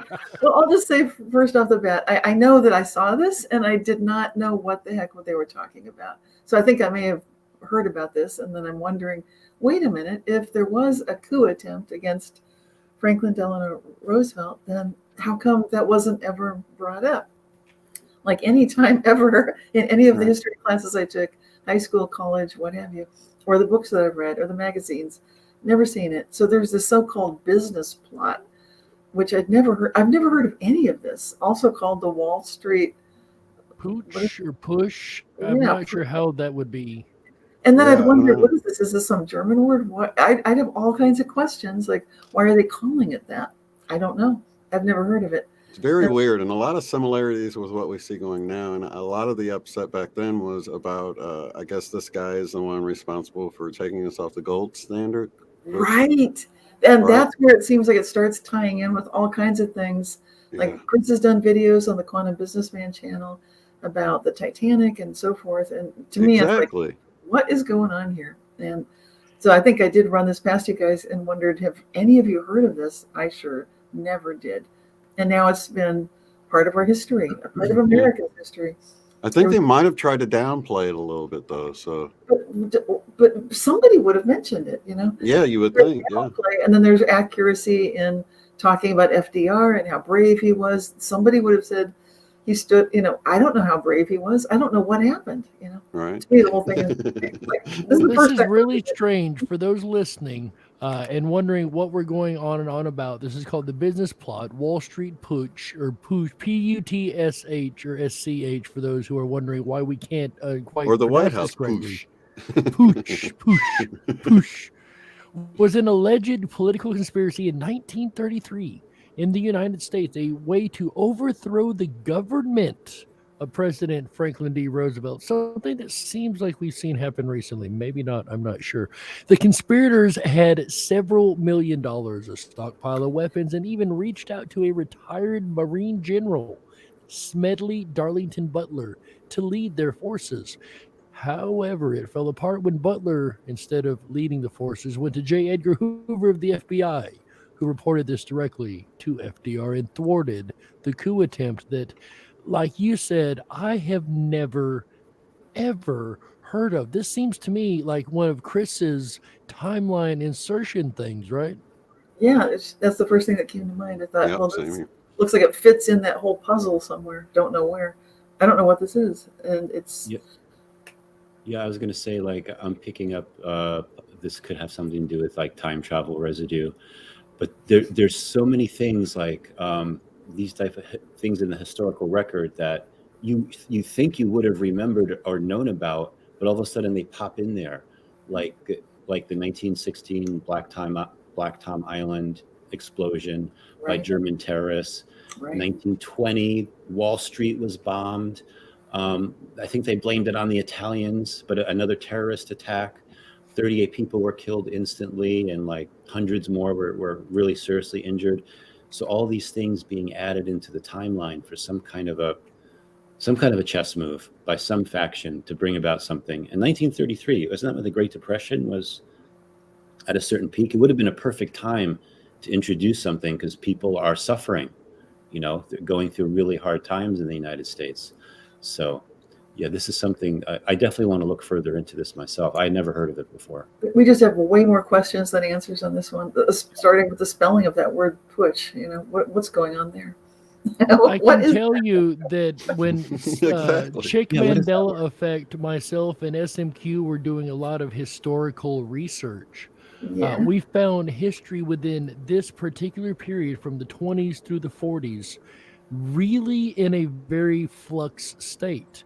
The more they would look into it, the more things would change around the world. Wars, around different things being added. We've got, like you mentioned, the Black Tom event that just suddenly appeared that none of us remember. There's a variety of things that seem to, within this little time period, I'm not against the time travel residue idea, Chris, that for some reason seems to be very, very, again, in flux, very wibbly wobbly, not as locked into time as they should be, to use a Doctor Who reference. Even by our standards. Which is respectable. Yeah, and then when and if time travel is involved, like there's all these different timelines. So what timeline did that event happen? And then it happened in a certain timeline, and then that was inserted into our timeline. So when it comes to time travel, it's a very complicated, or could be a complicated type thing to understand, but you can make sense of it all. Sometimes I like to be like Doc from Back to the Future and try to figure this stuff out. It's a lot of chalkboard. Yeah, exactly. You got to dress up like that sometime. I'm just going to say there probably ain't enough chalkboards in the world for us to figure that one out. Right. Let's go to a comment by Burgess that says, if time travel was possible and someone was to go back in time, that person would have to remain in the past, making changes in order for the ME to work. What do you guys think about that? Because if I'm here, I leave, I go back and I change something in time, the people I left here, are things going to change for them, or are they left behind in that old timeline? I go make changes. And even if I do return to my time, like Doc Brown showed on the chalkboard, you're returning to a different timeline that you've altered something, right? So you won't return where you came from. So the question is, will the people that you left just automatically be pulled over to the new timeline? Or will they not even know you ever left? I mean, it's a paradox when you think about it. I've got a little clip in my presentation from at the IMEC 2020 conference, because I was talking about these closed time-like curves and some of the physics behind it and how does this work. And so without getting into all the detail, this does open a can of worms, and it depends on the way you look at it. So time travel is possible, but like you're pointing out, that you don't necessarily go back to where you came from. You can't exactly. And I think that shows up in that movie Back to the Future too. They do a good job of showing that. It's hard to illustrate this stuff because the people that are around you, they may not even know what the heck just occurred there, because you're operating at different levels of conscious agency. And I think those of us that experience the Mandela effect, we are playing with more levels of consciousness, which is why the meditation that you did, Shane, for the Lion's Gate opening and all the stuff you do, and what you're doing with this is amazing, opening that heart center, working with the light language. Yeah, absolutely. These are the levels of consciousness that are going to give us increasing ability to stay together, work together, and experience together this golden age. Whereas otherwise, we might each be going our separate way, and that's not as much fun. I'd rather go with the people I love, like you guys. Right. So I would like to interject an alternate point of view here. Though the idea of the parallel timeline jumping is actually accepted by physics as a way to negate all the paradoxes that would occur in time travel, I've been very open with the idea that the fact that I'm not 100 on any theory. I do agree with the time travel essence there and the concept, but the only way I can make time travel work in my head with the Mandela effect is not a person staying in the past to continue to make changes. Though, Burgos, I do understand the concept you're getting at here. I would argue that you don't need that. All you need is the butterfly or the ripple effect. One small change rippling outwards, as we know the analogy of the water, and changing more and more and more and more things as this ripples out from that point in time. That's the only way I could see the Mandela effect being a time travel thing personally. Because I argued for a long time, the only one that would know the difference would be the time traveler. That's it. Everybody else would know the way it was from history on. That we shouldn't be able, unless we were the time travel observer, to observe the change being different. And that's one thing that's bothered me a while. So the only way that I can make that work in my head again is butterfly effect. If a change or a series of changes ripples out to create more changes and so on and so forth, then I'd be able to buy that for ME. That's my take on that situation. Yeah, I was going to say too, just to add more to it, because sometimes like we tend to think more linear of things and trying to make more sense from the linear point of view. But if you also throw in the concept about bubbles of reality, and that we actually are our own universe, I know, within us, and we're all co-creating our realities together within our own bubbles of reality, and then a dominant bubble of reality can merge with other bubbles of reality. Because in one of the last videos, I talked about that concept related to the Mormons. I was dealing with someone that what was very, very closely tied into the Mormon church, and there's a whole thing about Joseph Smith's death that I never remember, him running for president and all these other things. But his bubble of reality, I merged with his bubble of reality, and now I'm in the bubble of reality that was from what he remembers, because that was a more dominant one for the Mormons. So you add that to time travel and how all these things work together, and you've got a very interesting soup of like trying to like untangle the soup and what's in it and how it was made. You can do it, but you've got all these different elements you've got to figure out. So the can of worms that you're talking about, Cynthia, is the hairball of timelines. Huh? That's fair. Sounds like we're making soup or something. I don't know. You guys are making me hungry. Keep talking about this soup. I'm going to go in here and pop a can of Campbell's. Keep it up. A can of worms. Oh, man. You know what? Go in here and pop a can of chicken noodle soup. Go, oh, my God. I did open a can of worms.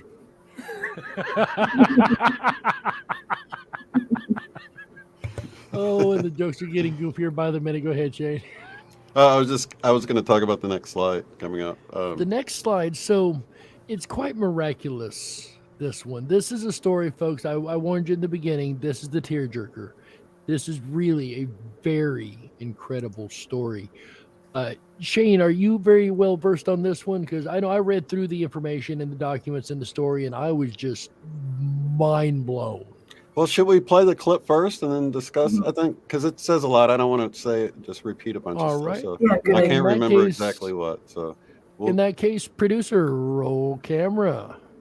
Children are taken hostage in a Wyoming school. David and Doris Young walked into Cokeville Elementary School with a deadly mission. I said to them, "Is there something I could do to help you, sir?" And he said, "Yes, ma'am, there certainly is. This is a revolution. Your school's being taken hostage. Consider yourself a hostage." If you'd looked in David Young's eyes, you knew it was no joke.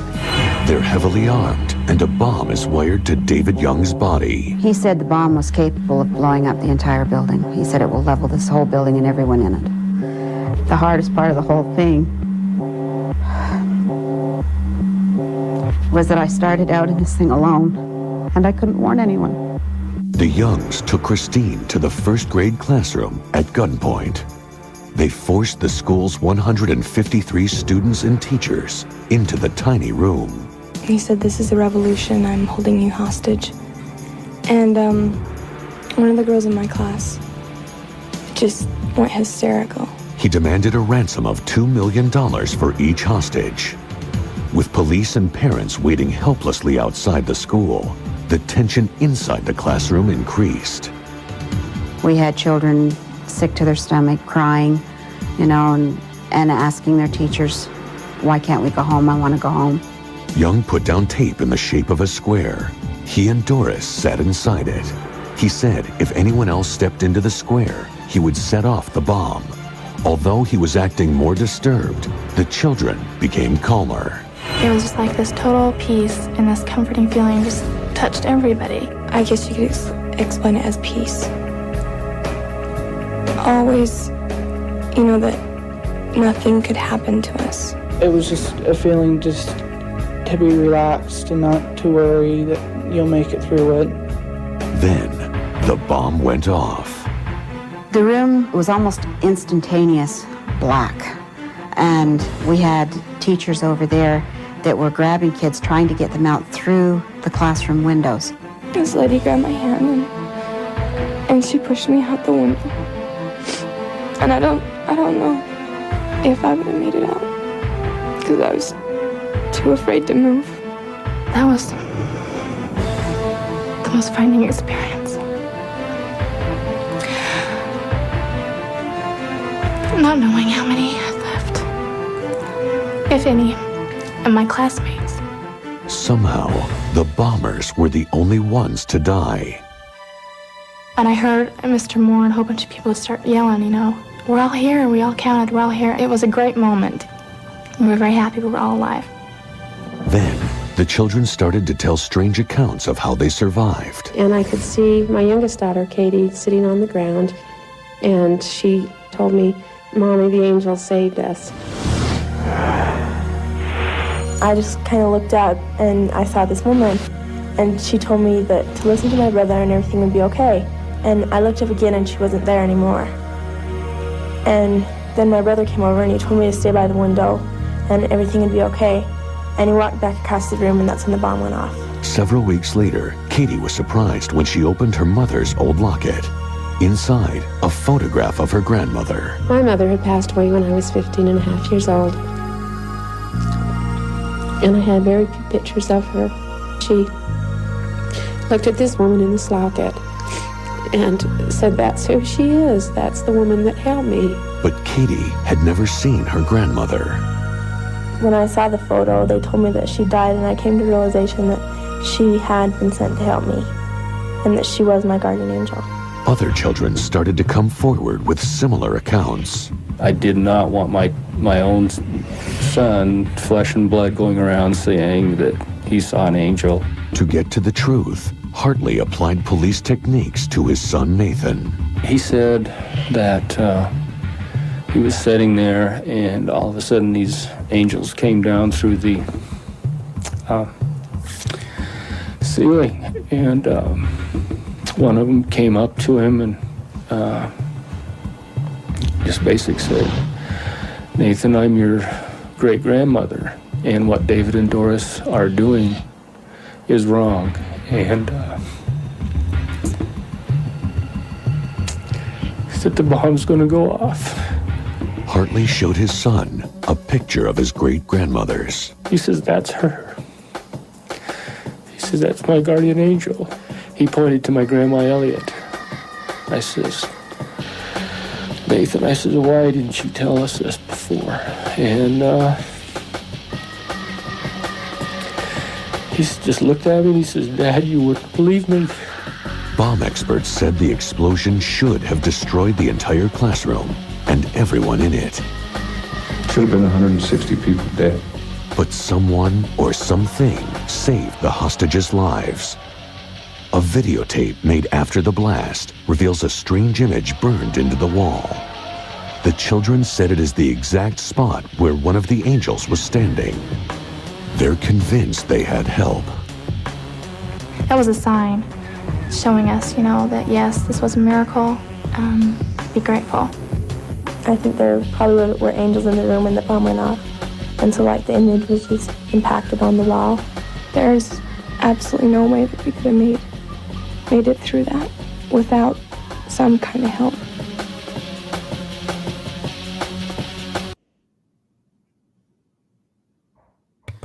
Wow. Oh, and there's actually my goodness. So I don't know if this is new for anybody, but they actually had a theatrical movie released in 2015 about this whole thing, and I didn't even know about this movie until recently. But apparently, there's a big Hollywood production that reenacts this, and we would have shown the trailer to that, but I thought it was way more powerful to show the actual people involved with it. But yeah, there's a trailer you can go check out, and you can check out a movie as well. But it goes by that name, Cokesville Miracle. It's new for me. This, and I would have thought I would have heard of it, but no. But it's amazing. Chris is nodding like you heard about the movie, or No, well, it's definitely new for me. But you know what it reminds me of. 'Cause we're talking about angels protecting. In the Bible, in the book of Daniel, there's a story of Shadrach, Meshach, and Abednego, and King Nebuchadnezzar decides to like execute them. So he throws them into the fiery furnace. If anyone's heard that story before, and they don't die. And when the king looks inside, he sees a fourth person, and that fourth person is an angel that's there to protect those three young men from their death. So like watching this was like making me think about like reading that story in the Bible to see that connection. Is it possible that an angel can step in, or multiple angels can step in to actually save people and preserve their lives, especially if any of these kids or whatever, good for the timeline, they should be there. They merited some kind of protection. Not to say people don't, but it's just an interesting way to look at it. And there is a story like that you can actually read about. So that's the first thing that triggered me when hearing about this. Absolutely. And if I remember right in that Bible story, unless it got Mandela Effect, that the people who threw Shadrach, Meshach, and Abednego in the furnace even burned up. That's how hot the furnace was. Yes, exactly. It was so hot. Exactly. They all died. Yeah. That sounds so similar to this. You're right. It's amazing. That's a great connection. I don't even know where to start. My goodness. That's So cool. I did not, for those wondering, see the entire video beforehand, even though I should have done my homework. I did not. So that was the first time I've seen that video myself with the rest of you guys out there. I'm mind boggled. Like I said, I read into the story. I read the report. I read the case file. But the case file did not mention the angel, did not mention the angel burned into. So I'm a paranormal researcher. I've made no qualms about that. I've made it very public. I'm a 30-plus year paranormal researcher. I said 25 plus at the conference the other day. It's actually been 30 years as of this year. Time flies, right? Man, you ain't no lie, right? But I've never in my life heard a single story where the evidence of a physical angel has been quantified in any incident whatsoever. And when looking into these topics, that would have been the first case file to pop up. You know what I mean? As a paranormal investigator, that should have been the one on top of the stack. This is very abnormal, let alone the miracle that it was. But evidence, physical evidence of a spiritual form? Yeah. There's no way I just overlooked or missed this case file. I'm sorry. This has got to be an insertion of some type. There's things like that that really make me go, whoa. You know what I like? I call this a good one because it feels like even when things look dire and desperate and dark, there can still be that miraculous intervention. And the fact that these were dead loved ones. These are ancestors still looking over their grandkids or whatever after the fact. How many of those kids were born after they were dead, but they were still looking after their grandchildren? Grandmothers. Did you notice that? They were each grandmothers. There was a grandmother that contacted me the day before one of our IMECs, and I was preparing the slide deck, so I was busy, and I kept the angel was talking to me, and a grandmother, and she was saying, "I can show you what I look like. You've been looking for me. You haven't found my photo. You haven't found my yearbook. My name's her last name was Hall, Hall. Town was Seattle. The year was the 1920s." And I'm like, well, if you can show me directly, okay, but I'm kind of working on something right now. She was really very insistent. And I'm like, okay, show me where. And she did. And I got to know her personality, and she was so sweet and charismatic. And she had not lived a very long life. This is my friend from high school's grandmother. And she had died shortly after giving birth to my friend's mother. So my friend's mother was raised by her grandmother. But I'll cut to the chase. What happened? I saw the photos. This was a thespian, an actress. The photos were incredible. The personality came through. And so then I'm trying to call my friend, it's busy. And I what the heck is going on here? I've never had this much trouble reaching my friend. Well, there'd been this family thing that had happened affecting, she and her siblings. And it turned out this message was just at the right time for that family. I'm not going to go into all these very personal details, but it had been a huge shakeup emotionally for one of the family members, one of the grandchildren.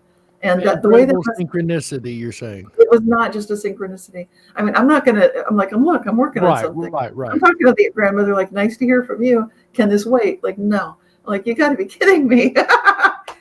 So my point is, I'm just saying, yes, those grandmothers, those ancestors, they care. They're very involved. Well, let me tell you, one time I do believe I have heard from an angel. It was one of these stranger moments in my life. Now, I've had this happen a couple times, but one time very semi-recently, I'll never forget. It was January 5th, 2020. Now, we all know what happened the next day. The next day was January 6th, 2020. I'm just going to leave it at that. For those that know, you know. I'm in the shower the evening of January 5th, and I heard a voice that was not my inner voice. It was not me. It was literally being said into my head. Not in my ear, but literally like a thought that was clearly not my thought. And it was specifically, things are about to get really, really weird, but you're going to be okay. The very next day, I was standing watching the events that occurred on January 6th, and again, leave it at that, and couldn't help but just think, my God, how weird is this? I literally got told less than 12 hours ago, things are about to get really, really weird, but you're going to be okay. Ever since then, it's played out very amazingly and led me to where I am today. But that message that I know did not come from me. It was so blatant that it did not come from me, that it come from whatever outside source it was within a 12-hour period of that very strange event occurring and things leading to how they are today. Yeah, if you want to call it an angel, I'll go with that. An angel speaking, hey, don't worry. You're about to see some craziness. It's okay. It's all right.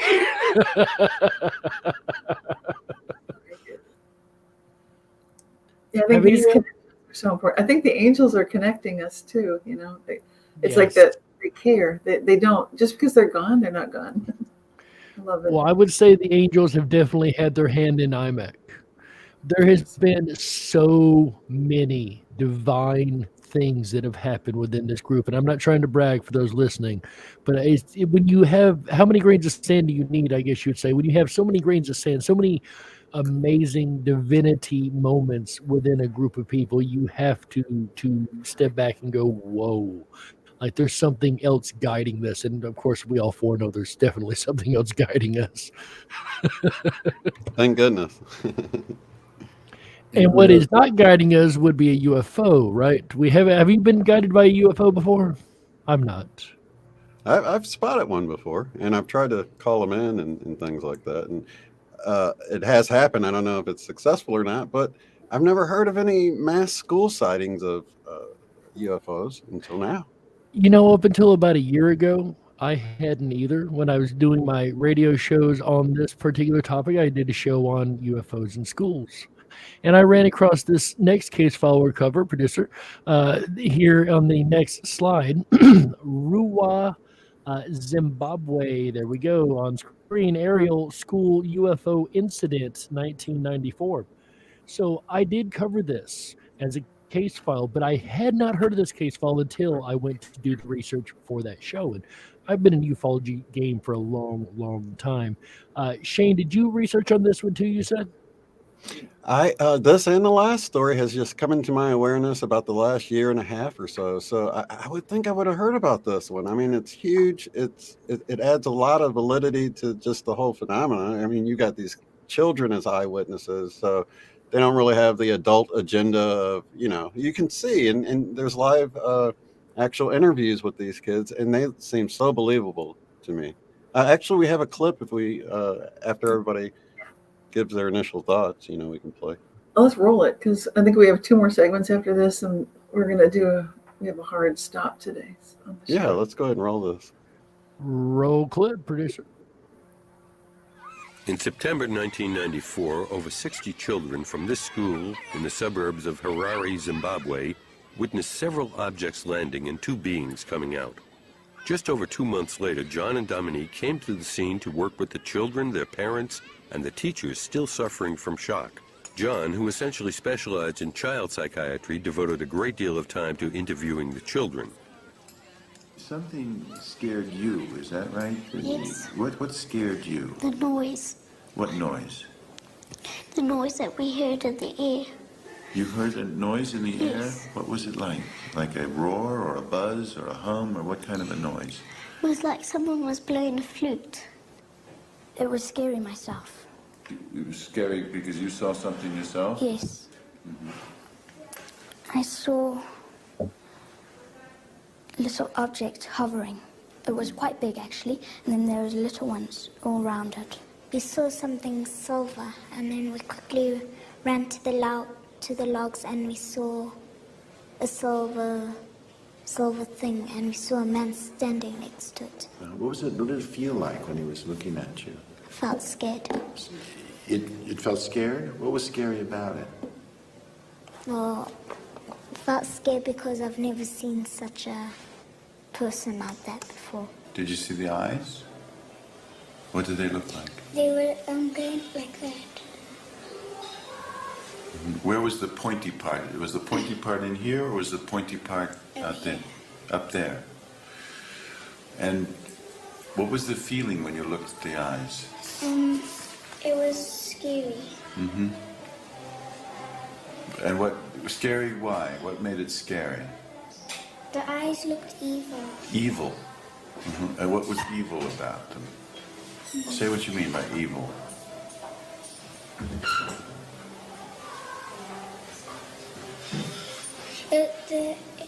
It looked evil because it was just staring at me. With what?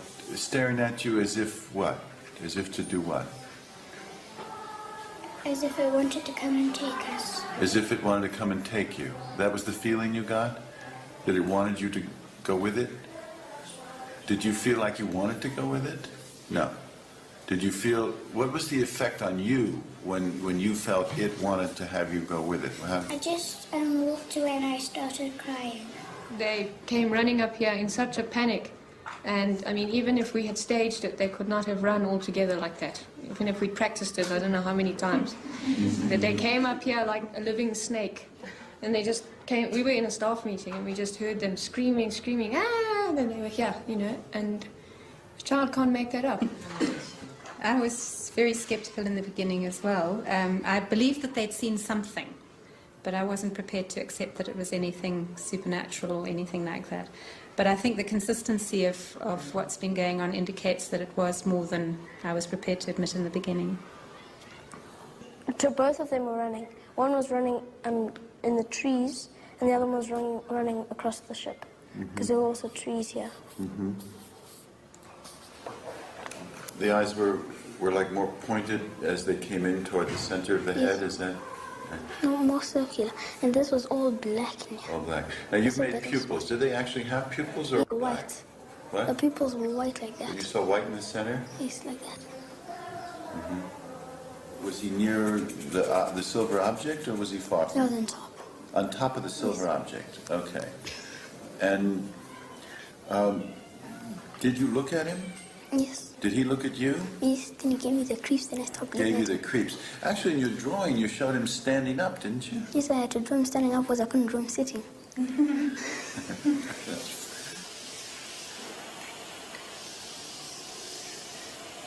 What I thought was maybe the world's going to end. Maybe they're telling us the world's going to end. Why do you think they might want us to be scared? Because because we don't look after the planet, the area properly. Mm-hmm. And this is this an idea that you have had before, that we don't look after the planet properly in the air, or did this idea come to you when you had this experience? When I had this experience. So much to unwrap there. Well, to follow up on that, there are interviews with some of these people, more recent, and now they're an adult, of course, and they still stand by their stories after all this time. So, Well, on the UFO side of things, not to get into the Mandela Effect aspect of it yet, but as a UFO and paranormal alien, if you will, researcher for, and I know Cynthia can back me up on this, for a large number of years being in the ufology community, the moon-eyed people are basically what every one of those kids just described. And the fact that they individually and independently describe the same creature. I don't know if you guys have ever tried to get a kid to act. Kids suck at acting. They suck at lying. They really do. They're too honest for our own good. And they all had the exact same experience. They all seen the same creature. They all drew the same ship, a ship that we all recognize. Creatures that as adults in the community, we've seen a number of witnesses from all ages give the exact same description of these creatures. To say these kids are making this up would be the biggest long shot ever. There's too much evidence here to suggest that something legitly did occur. What is strange about this is I did not run across this particular story as a ufologist most all of my life until a year and a half ago, maybe, when I started doing the radio show. I thought, ooh, that'd be a cool topic, schools and UFOs.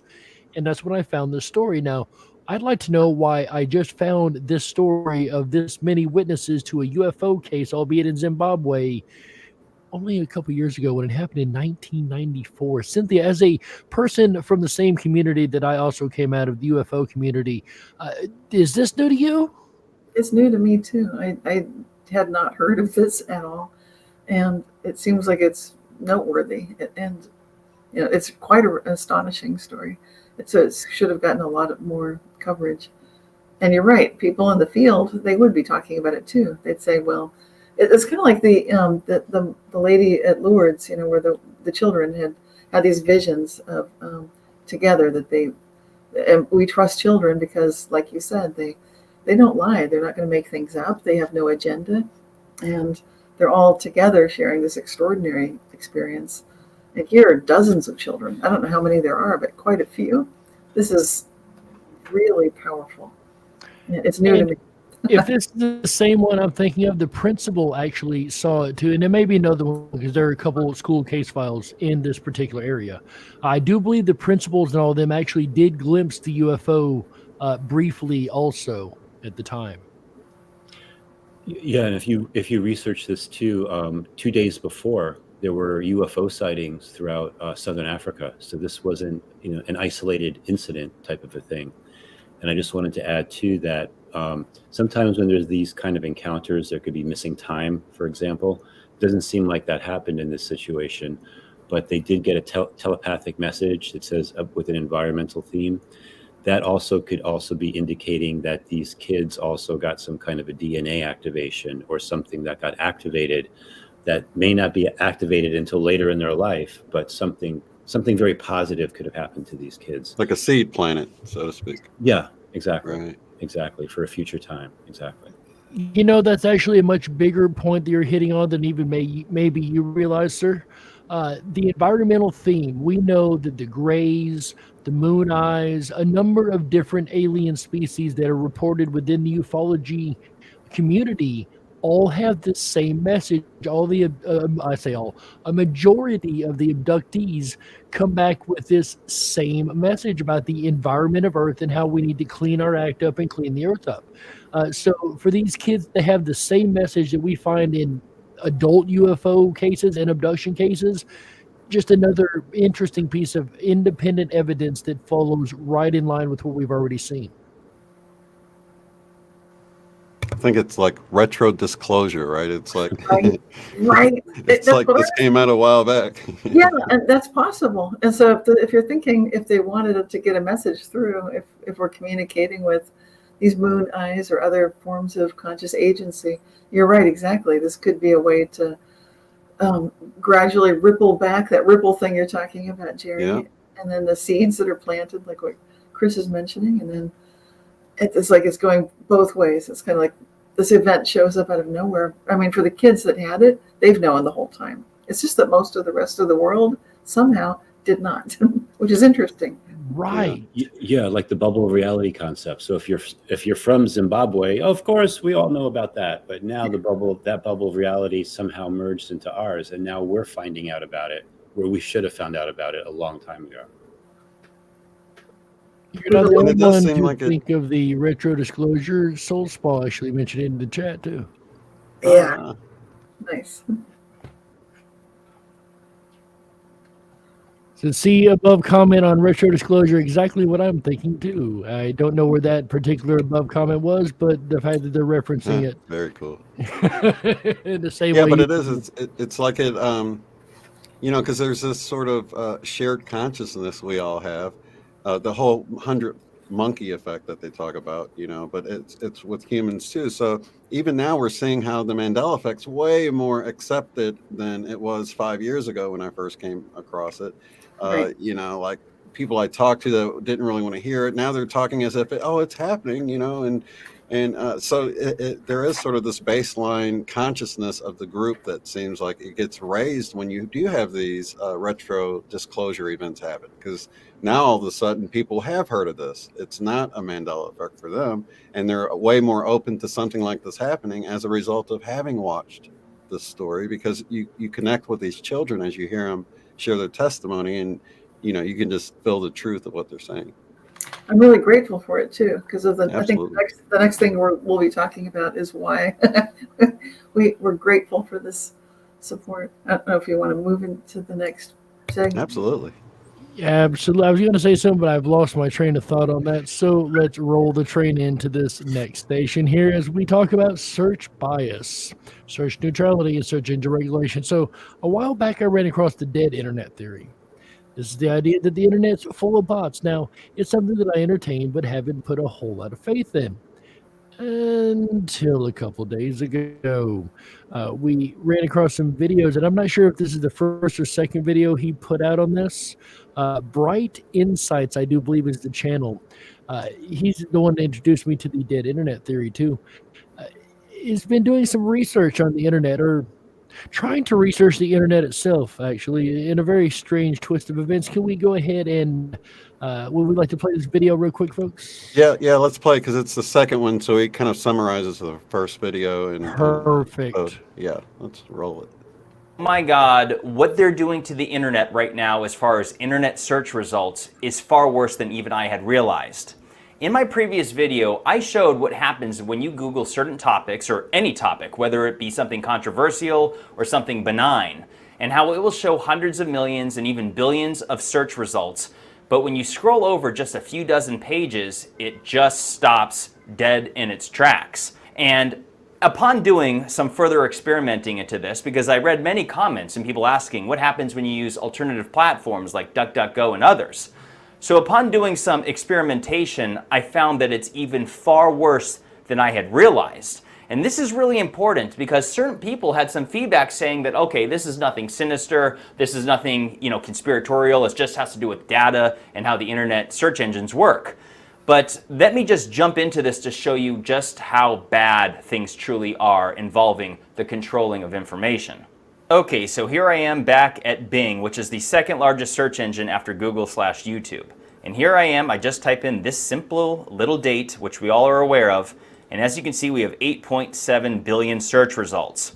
So let me just scroll back down and do what we did last time, except for you're gonna find something far more disturbing than the results just cutting off.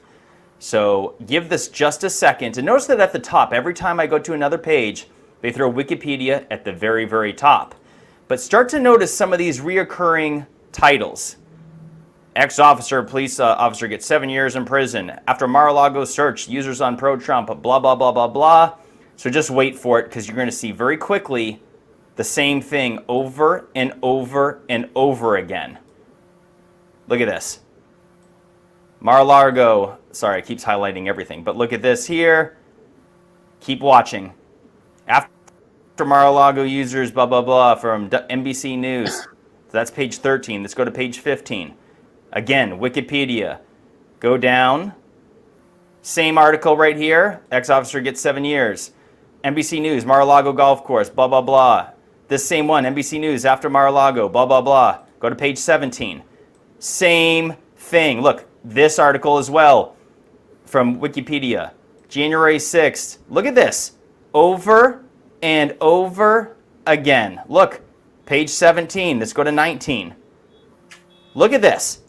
People were trying to criticize me in my prior videos saying that you don't understand how the data works. It doesn't matter. It's not showing you billions of results. You don't need to see them anyways. And people just explaining away the situation. No, this is far worse. Look, it's going to end at a certain point, like I showed you last time if I go a few dozen pages in.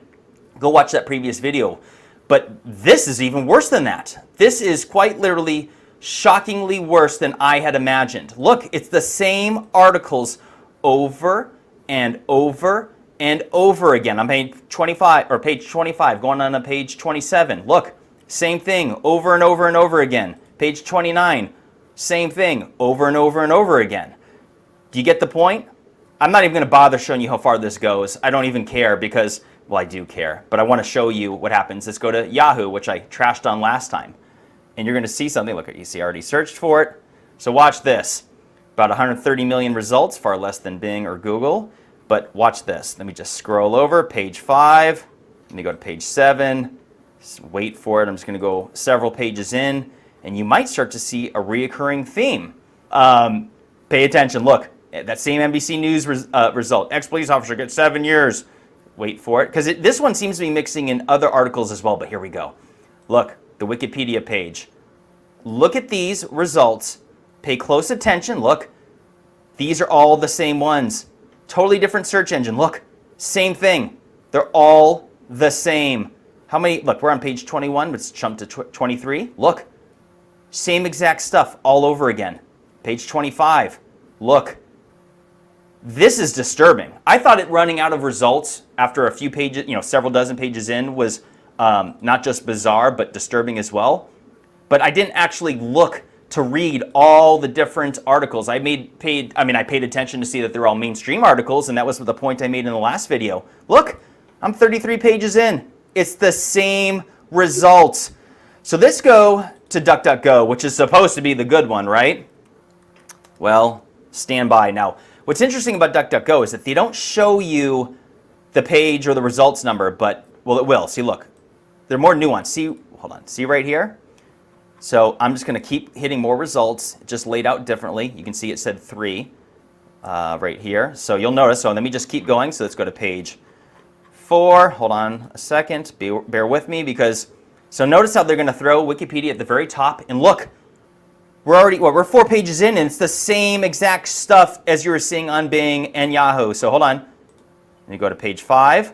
Look, same thing over and over again. They do mix in some other ones, but look, it's the same ones. I don't even know what to say, guys. This is, if you're not concerned about this, then you may be lost. And I'm not trying to disparage anyone's way of thinking. Now look, okay, so page 7, you see the wiki wasn't at the top, a couple new articles, but that one isn't, or this one isn't, this one the same. So let's just keep going just a little bit further. But this is supposed to be DuckDuckGo. Here we go again. Look. It's the same stuff over and over again, although I will be honest, this one seems to be throwing in a couple other randoms. But these are all mainstream articles or outlets. I mean, come on, Huffington Post and everything else. Bear with me. So look, this one is better in that they mix in other ones, but there's still the reoccurring articles over and over again. All right, we're on page 10. Look, it keeps recycling this stuff over and over again. Oh my God. All right, well, you get it? I mean, let's do one more. Page 11. See? Same things over and over and over again. So that's wild. What do you guys think of that, huh? I'd love to know what the official explanation is if it gets reported to the search engine. I don't know who you report such things to. Like, we tend to assume blindly that search engines must be accurate. They must have our best interests at heart, so on and so forth. But we actually, I was going to mention that we go in further into this for the patrons on Patreon about a little bit more of the Twitter and Elon Musk stuff going on, because it was kind of late into this discussion, but it fits right into that. If we can bring the slide back up, I wanted to point out one more thing about this whole weird internet thing that any of you guys can do from home. Now, you can go to any of the search engines and type in any 3 or 4 digit number followed by the words new cases, and it brings up the C articles for every single number. Every single number you put in there, it brings up, and they're relevant. Okay, so this, I've known about this for about 2 years, and it was doing it back then. So you would think after years and years of articles, of course, there's going to be one for every number, maybe. But this has been doing this since the beginning, and I cannot believe they haven't patched this or anything. But yeah, you can go and try this out for yourself. Any 3 or 4 digit number followed by new cases, and watch the results that are clearly, at least in my opinion, AI driven. They only patch the things that are actually wrong. Leave it at that. But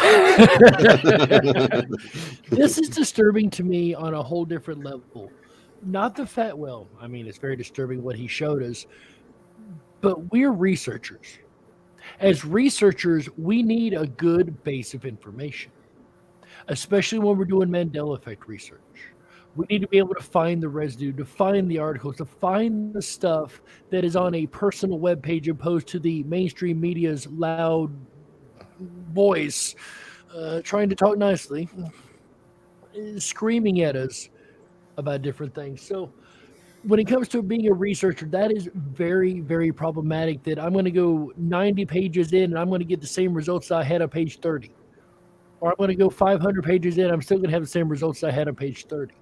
Yeah. They're hiding a lot of the information, the stuff they don't want us to know or see. This is disturbing on such an incredible level, because if you can control the information, you can convince people that people like us are just crazy and misremembering, or whatever the case may be. Control the media, control the mind. This is very, very scary to me.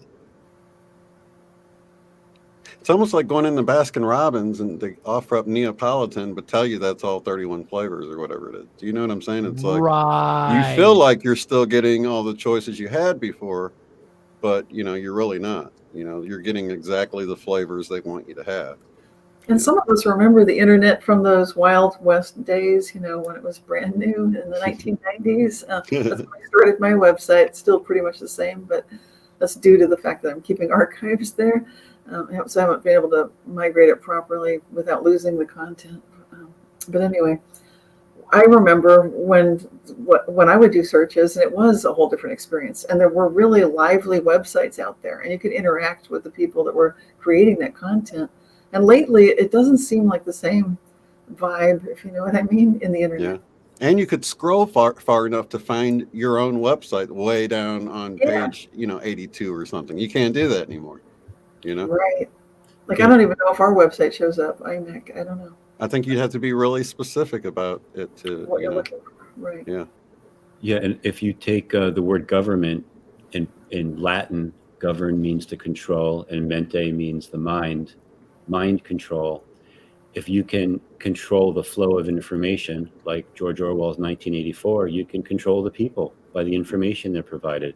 So we look at other countries like North Korea or China, and we're like, oh my God, they're not getting all the information. We know so much more than them. Same type of thing here. Same type of situation here. We just need to be aware of it. Oh yeah. We're not on the first page of the search engine, I can tell you that much. I just run the IMEC search on DuckDuckGo actually, and we're not on the first page. I'm just gonna leave it there. But you guys can do your own research into this. Definitely very, very scary. It goes right along with the dead internet theory, and a very problematic issue, in my opinion, for researchers, especially those of us who are really, really truth-based, to see and know that our search results and our information we are garnering is being heavily manipulated, and we're only getting what we're allowed to see. Dig deeper, folks. Dig deeper. And Melinda Iverson asked a very good question. So where do we go from here then? If they're all screwed up, where do we go from here? And I don't have the answer to that. Does anybody possibly have an answer to that before we jump to our last topic here? Well, in the meantime, one thing I do is I'll search. Some things are not messed up. Like I'll go to Google Scholar and I can search for research papers, and so far that's not mangled yet. But that's not the complete answer. We can reality shift our way out of this Mandela Effect through our shared awareness that we need this to change, and it will. Because that's the whole idea behind reality shifting and timeline jumping and reality shifting. is catching on. So this is our next generation. I think it's our next topic even. We have one more. Absolutely. We had a suggestion by Teresa Richards who says maybe Topsy can help us with internet searches. Great suggestion. And I think going within your intuition, and trusting your heart. I think this is the time we all have to go within and get the information for ourselves. Melinda follows up with back to the library and the Dewey system. That is actually a really, really, as simplistic as it is, I like it. I think that's a great answer, because the books are still going to be there. You can be lazy and search the internet all day and get the information, but they can't go back and change the book. You froze, Jerry. I mean, they can, but generally, they can go back and change the book, but generally they're not going back and changing every book. You can find the information still if you go and do the old school hunting and searching. So that's a very good point, Melinda. But for those that don't have access to said information, I see where that could be problematic. I mean, I get it. This is very, very disturbing, but we can shift our way out of it, perhaps, right, Cynthia? Yes. TikTok seems to think so. TikTok seems to think that we can shift our way quickly out of this. Ladies and gentlemen, I followed Cynthia Sue Larson before I ever had the honor and pleasure of having a conversation with her. I followed her for many, many years on Coast to Coast and a number of other radio programs and sources where she has been studying the trend of reality shifting. Of course, realityshifters.com. For longer than I've been studying paranormal, I do think we're pretty close anyway. I'm at 30. I think she's at 20 at this point. This is the reason that I reached out to Cynthia when it come to starting this conference and pulling everything together, folks. So I'm going to turn the floor over to the master of this conversation, part of the conversation, reality shifting, the trends on social media and TikTok specifically. Tell us, Cynthia, how your work has finally, after all these years, started to come to light in everybody else. Well, it's amazing to see, and it's a great thing. It's been like 24 years for me. So it started in 98, website started in 99, but it's now 2022. So it's going on almost 25 years down the road. And a couple of years ago, I noticed that this TikTok trend was happening because my daughter told me, check this out, Ma. It's like what you've been dedicating your life's work to is now a big thing on TikTok. And I did mention it, I think, at the 2020 conference for IMEC. But long story short, Melinda, who just commented here, and Chris, the quantum businessman, and Moneybag 73, all three of you guys, separately, I don't think you coordinated this together, but the three of you all asked me this month, would I like to talk about this? And I would like to talk about it. So I think we've got a clip on this one too, if people don't know what we're talking about. So maybe we could roll the clip, please. Hello. I heard that you've been having some problems with motivation for shifting and that you've been feeling like giving up. And my job is to convince you to not do that. That's not really okay with me. So we're gonna chat. As someone who has shifted, do not give up on shifting, please. I know it's frustrating. I know that you're sick of, waking up and feeling like, oh my God, today's the day I'm gonna shift, and then waking up the next morning in your CR. I know that you're sick of lucid dreams that don't turn into shifts. I know that you are sick of seeing other people shift and you're like, why not me? Well, I can't tell you exactly why. And here's why. I can't tell you why. Because you are the only person that can tell yourself that. And I know, you're like, Alexa, stop telling me this, but trust me. Trust me on this one. You are the reason why. There is no shifting God that can let you in or not let you into your DR. And that was something that I struggled with when I started shifting. I felt like someone would allow me to shift. The only person that can allow you to shift is you. And I know that it seems crazy, but it's honestly so true. And it's the worst thing for shift talkers because we have to tell you guys that. And there's not much to say because everyone's journey is different. And what will allow you to shift is something that you need to find within. You need to genuinely believe in yourself. As hard as that may be, you need to. As hard as it may be, you need to go into your shifting attempt confident in yourself. You can force as many affirmations as you want, or you can listen to a subliminal that has affirmations built in. But if you have negative thoughts in the back of your mind saying, no, you can't do this, you're not going to do this, something's wrong, something's not right, it's not going to happen. So what you need to do is you need to genuinely build up confidence in yourself. And this is not going to happen overnight. This takes time. You need to change the way that you view shifting. It can't be something that you think you're going to be allowed to do. It has to be something that you feel you're allowing yourself to do. This mindset will change everything. And the other portion of this, do not, please, do not view shifting as an escape.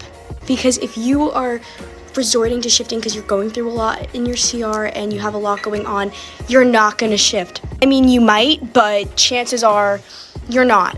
And it can lead to very unhealthy habits. Take it from someone who did get to that place one time. Think about the destination, not where you're leaving.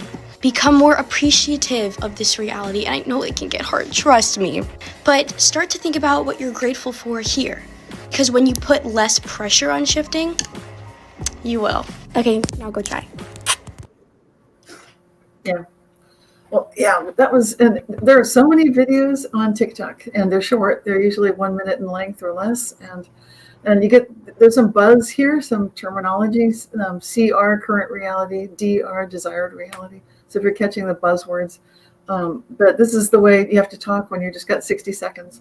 And I know we just have like 5 minutes left for our show. So what do I say about this? My goodness. I'm so glad to see it, number one. I'm so glad that there's so much faith, belief, fascination, and millions of views on this topic from people, you know, from that same age group, you know, of this young lady. I think these are people in their teens, 20s, maybe early 30s, but mostly teens and 20s.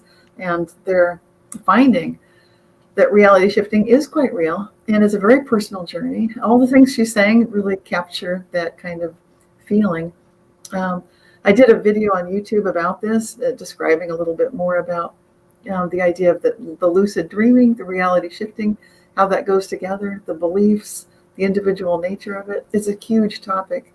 But I see that the future of reality shifting is right here with us, with IMEC. It's what we're doing because it starts individually. But what we're seeing with the Mandela Effect is finally not just experiencing an individual reality shift, but sharing it together and people together experiencing this. And I think that's what makes the topic extremely valid and meaningful and significant at this pivotal point in human history. So there does seem to be a lot of different perspectives with it, and even the way it's been reported on. You see here by the Washington Post, Insight Reality Shifting, the trend where TikTokers claim they can enter the world of Harry Potter. Right. Pop Buzz says apparently shifting is just a way of training your mind to enter a new reality. And as I was watching some of these compilation videos, it seems like some people are just sort of maybe going into their imagination. People are at different levels of this, right? Seems like some people are actually having out-of-body experiences. They are. It's a training ground. And in my video, I touch on the Monroe Institute and all these, like the Raven method and so forth, so on and so forth. I'm not going to get into that, starfish and all that good stuff. But these are techniques. The techniques don't matter. It's almost irrelevant.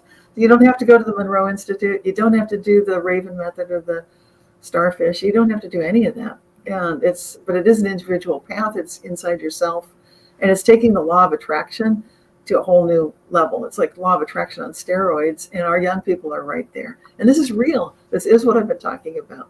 This is powerful. And to me, it's connected to the Mandela Effect. It's not disconnected. Right. And I want to tell everybody that video you did was great, and it made a lot more sense to me because I'm not a Harry Potter person, so I was really confused about all this. So watching that video will bring a lot of clarity. It's a sandbox training ground. It's just a place for people to play. Yeah. Imagination is manifestation. We have found that a lot. And when I've been manifesting a lot recently, it's been out of the imagination, things that I had never even thought I could. But the Hogwarts side of this, I find so intriguing with the whole magic theme of Hogwarts. There's so much information. I'm sure Cynthia could sit here and talk for the next hour and still not even begin to cover the iceberg that is reality shifting. If you're interested in reality shifting, do check out realityshifters.com. Is that correct, Cynthia? That's right. And I did write a book about it, Reality Shifts. So gets into lucid living, lucid dreaming, and lots of techniques. Didn't have the starfish technique, but or the raven technique. That's okay. It doesn't matter about the techniques anyway, as they're saying. That's true.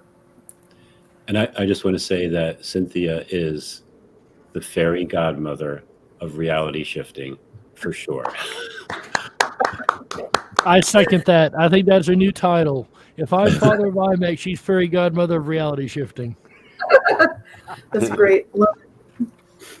So do we have time for questions? I was going to say, if we have any questions, go ahead and throw them in chat now. We're running out of time quickly. We can get one or two in maybe, and that will be it. I really haven't seen any. Yeah, I think we've done a pretty good job with keeping up with it, but we can bring up Melinda Iverson N's comment. She says, I can see these TikTokers starting to move into a group shift in the future in order to help each other.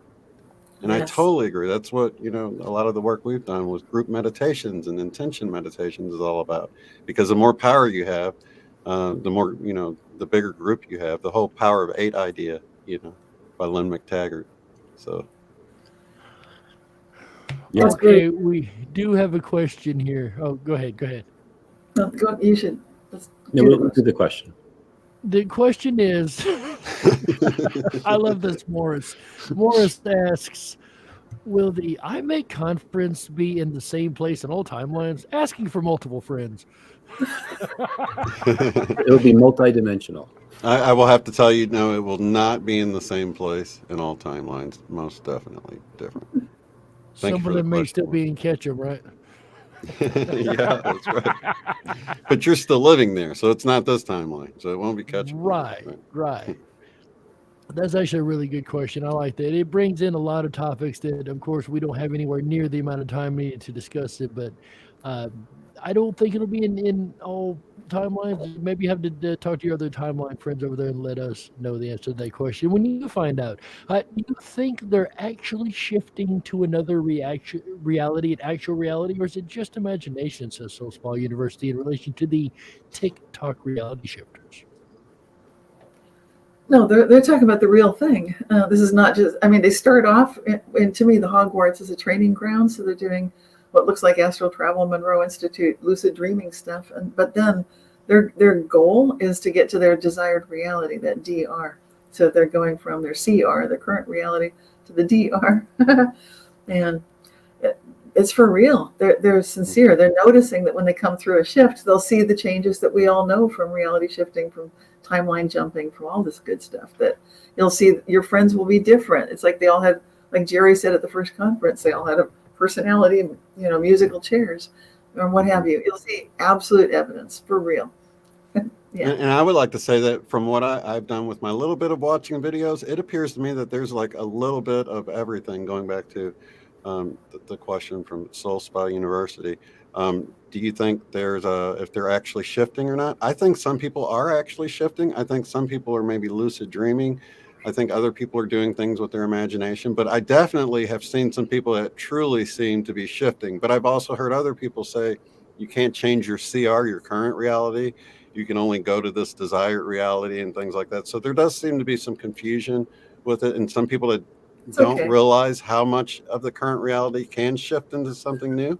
But the discussion, right, exactly. That's why we're here. And this is the first step, is that they're actually discussing this, the possibility. Pioneering a science. They're literally pioneering the working movement of the science. They don't know all the answers yet, but they've all got ideas and they are doing this. I will argue with this question, and I argued a moment ago, and will continue to. Imagination is manifestation. Period. Hands down, point blank. The more you imagine it, the more you put that energy on it, the more you believe that this is going to happen, the more it's going to manifest. So I would argue that yes, they are shifting, at least to some degree, reality. How that works with the souls and all that, it gives me a headache. I can't even get into that. But imagination is manifestation. I'm just going to stand on that. Absolutely. I agree. And that looks like all the questions we have for today, folks. If you have any more questions, make sure you go over to our YouTube channel on the International Mandela Effect Conference. Leave us some comments down below, as we will be doing more and more mailbag sections to come in future episodes. That is all we have time for today, and that's all the information we have for today. So it looks like we timed this out just right. Would anybody like to give any final thoughts before we close out this night?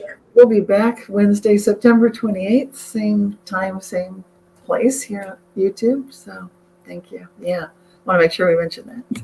Absolutely. Same bat Lots time, of love, everybody. Same bat place. Oh, yeah, love you so much. Chris? Everyone, take care. Great Ladies show. and Great gentlemen, being- sorry, you repeat that, Chris. I'm sorry. Great being with you guys and the whole audience and all the participation and everyone in the future that watches this. It was great sharing this experience with you all.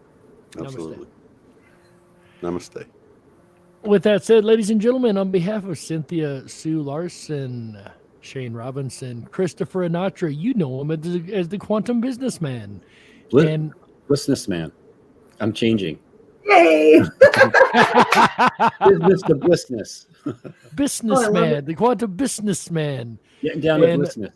Blissness, man. I like that even better. Quantum blissness, man, ladies and gentlemen. On behalf of all these incredible people, our team together, I am Jerry Hicks, also known as the Dark Wolf. Together, we are the International Mandela Effect Conference. We will see you guys next month. Do make sure you keep up with all of us, realityshifters.com, Quantum Businessman, Blissnessman, whichever one he goes with in the end, depends on what reality you shifted into, and UOTF.net to keep up with each one of us individually, as well as the riffandrabbithole.com.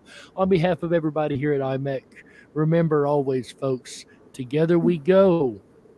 Together we grow. Yay. Amen. Thank you, everybody.